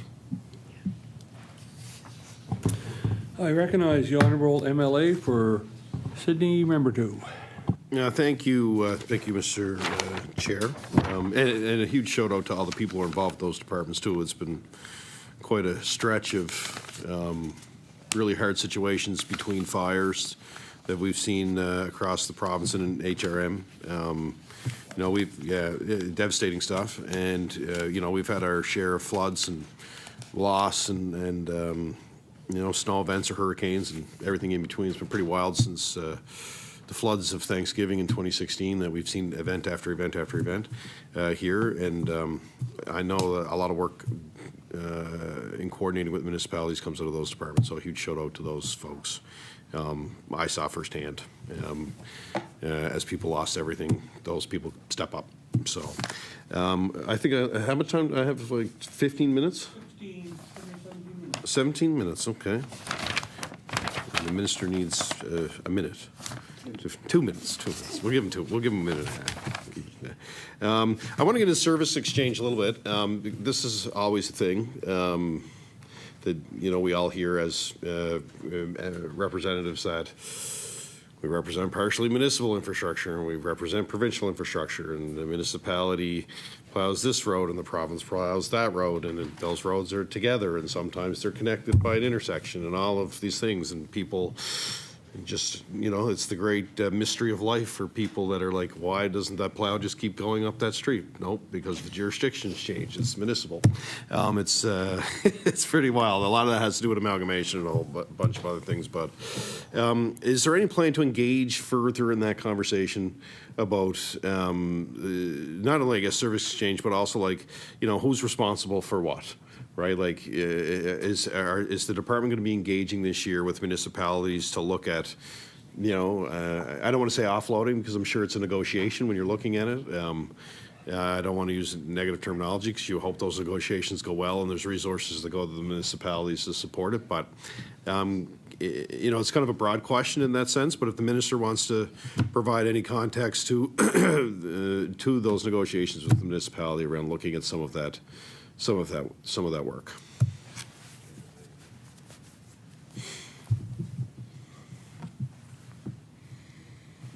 I don't think anybody's asked.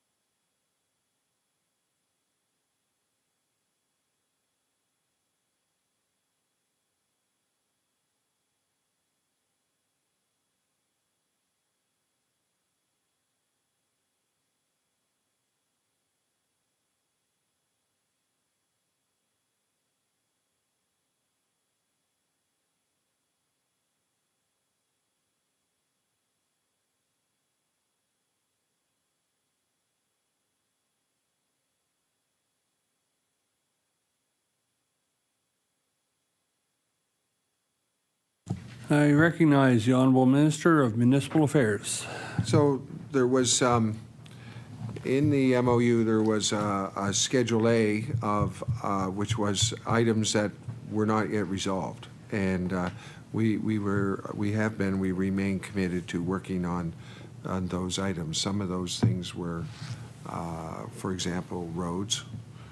There were issues with funding on roads, and that some of our towns in particular had some issues. There was an issue of a J-class road fund, and you, as an MLA for a long time, I'm sure you've heard of J-class roads. So there was, which is not municipal affairs led, but policing, interest in reviews of policing, which would be Department of Justice led. There was interest in discussions on fire services as well, which would be done in partnership with the between municipal affairs and the new emergency management department, or maybe led fundamentally by emergency management. I don't think we figured that out, but those types of things. So there is a commitment to continue these conversations and try to deal with some of these issues. Certainly, all of them are important. So yes, precisely how fast, we haven't entirely put together those plans yet, but certainly the work will be picked up in the coming year at some point. I recognize the Honourable MLA for Sydney, Member 2. Yeah, thank you, Mr. Chair. Through you to the Minister, and talk about the Code of Conduct. Code of Conduct is something that has been talked about for a while now for councillors. And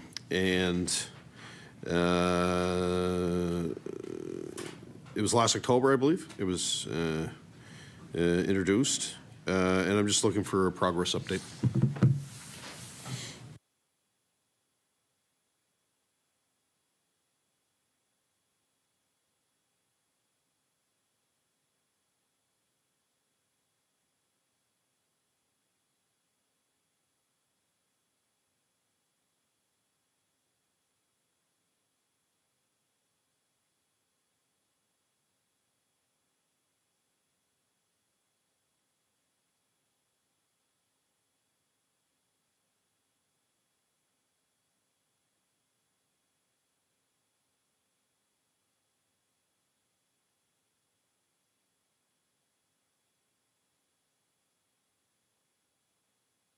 I recognize the Honourable Minister of Municipal Affairs.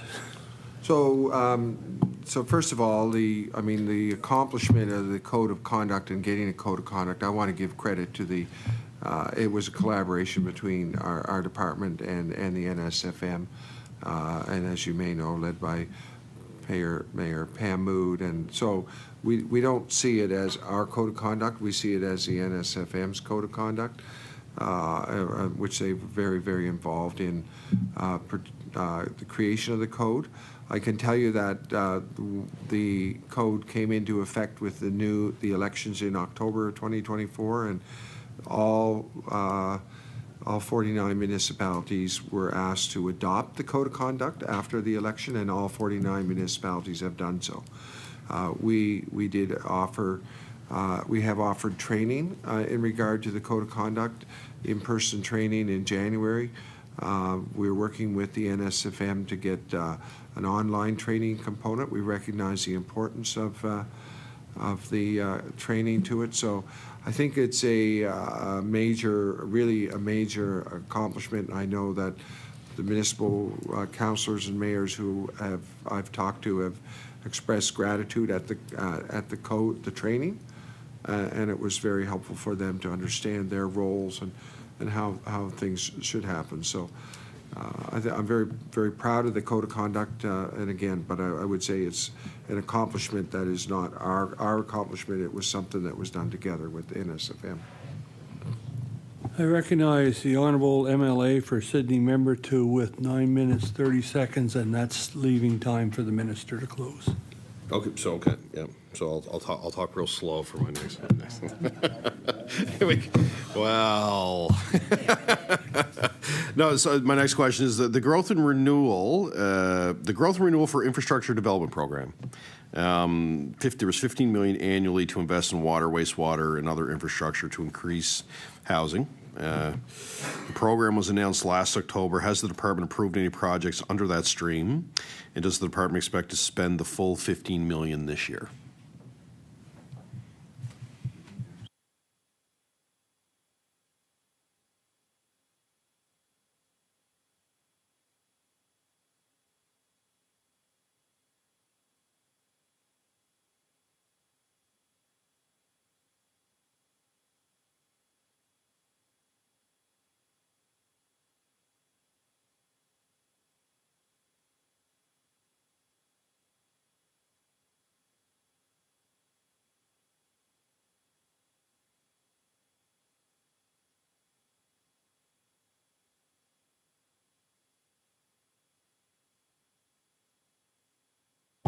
I recognize the Honourable Minister of Municipal Affairs.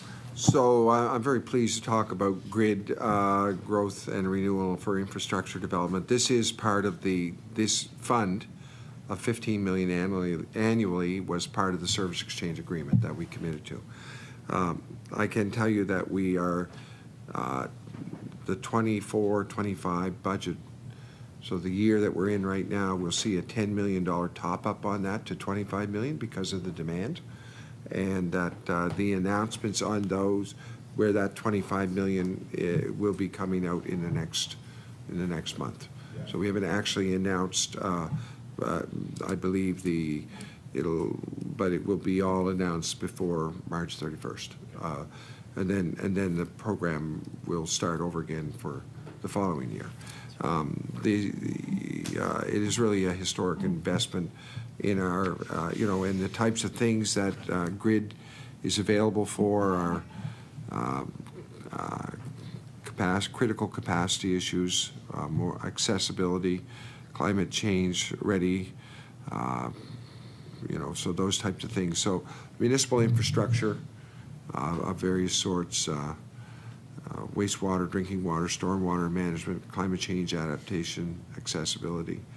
And it's a 50-50 cost share with our municipalities. So it is a substantial program which did see a fair bit of over application, if you understand what I'm saying, which we have tried to accommodate.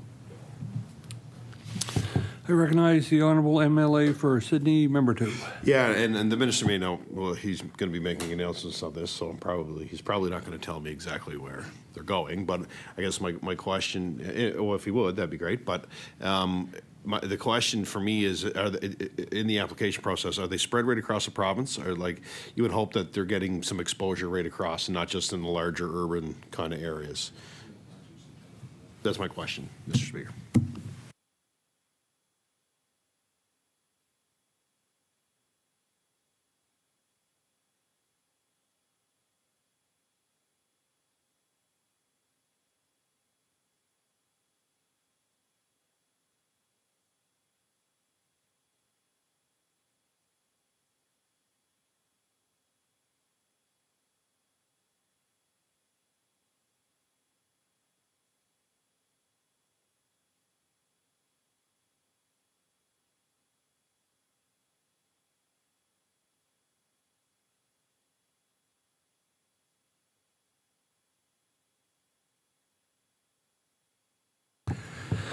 I recognize the Honourable Minister of Municipal Affairs. So the process now is the letters have gone out to the municipalities to sign on. So they put in applications. The projects that are approved, the municipalities will receive a letter asking them to sign on. So even we can't, once we have that back, then that is an approved project. So in reality, there is still a further step for our municipal partners to say, I mean, obviously they applied for it, a project, the presumption is they would say, yes, we accept the funding. But they still need to do that. But I can tell you that is right across the province. I recognize the MLA for Sydney, member 2. Yeah, that's great. That's great to hear that they're right across the province, because I always have argued, and we're actually just kind of talking back and forth about, is that some of these smaller communities, their financial capacity to come up with the 50%. You know what I mean? Like if there was a different formula, I would argue for smaller rural, based on population, there's a whole bunch of ways you could do a look at it, because it's provincially driven money. Look at those percentages. You'd probably get you may get some more applications outside of HRM and CBRM and some of the larger towns that could probably easily, come up with the cash to do that stuff. Just a suggestion moving forward. Look at those percentages. The 50% might be a challenge for some, as we know. How much time do I have left? 3 minutes, 33 seconds. Well, I'll end by saying thank you all very much. Good to see some of you. It's been a while. And as always, Minister, I've been through estimates with you. You've been through estimates with me. I appreciate your answers, and I know your heart's in the right place with this stuff. So with that, I will pass it over to the Minister. Comments. We actually have a few minutes extra. Yeah. Well, see, you got 3, and then No. Sorry. So the MLA or the Liberal caucus has another 3 minutes, and then we've left 3 minutes after that for the minister to close. I do have closed remarks. Okay, well,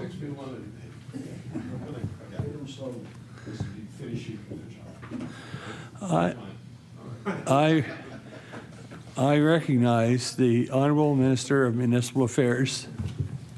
Again, I'm always humbled by how thorough staff can be, and I do have closing remarks, which I will read to you. Thank you once again for the opportunity to speak about the Department of Finance and Treasury Board, Budget, and Municipal Affairs.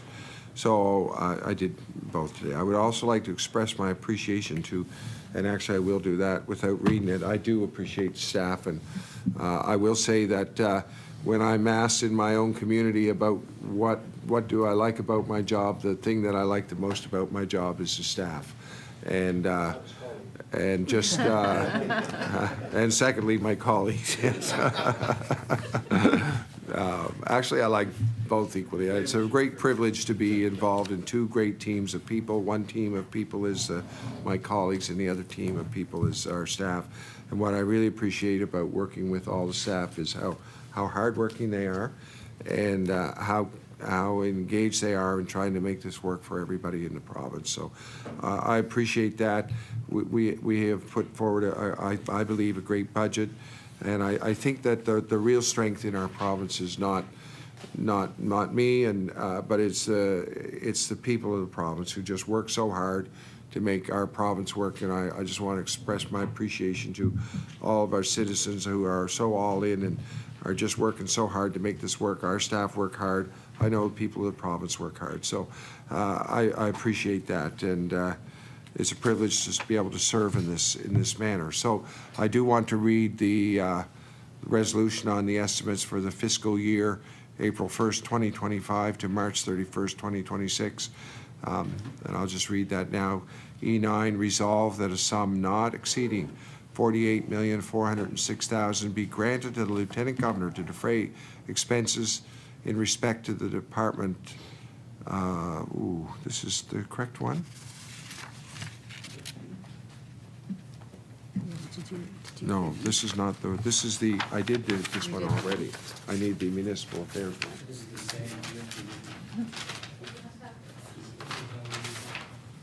Right. Okay. We gave you time for There we go. No, there's the municipal affairs one. This is the I think we're looking for E16. E15. 16. Right here. Here. E16. I do have E16 here. Because I read some of the other ones. E16. Okay, my apologies, Mr. Chair. Thank you for sorting me out.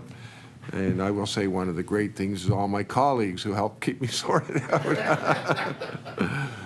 E16, resolved that a sum not exceeding $337,882,000 be granted to the Lieutenant Governor to defray expenses in respect to the Department of Municipal Affairs pursuant to the estimate. So moved. Shall the resolution stand? The resolution stands.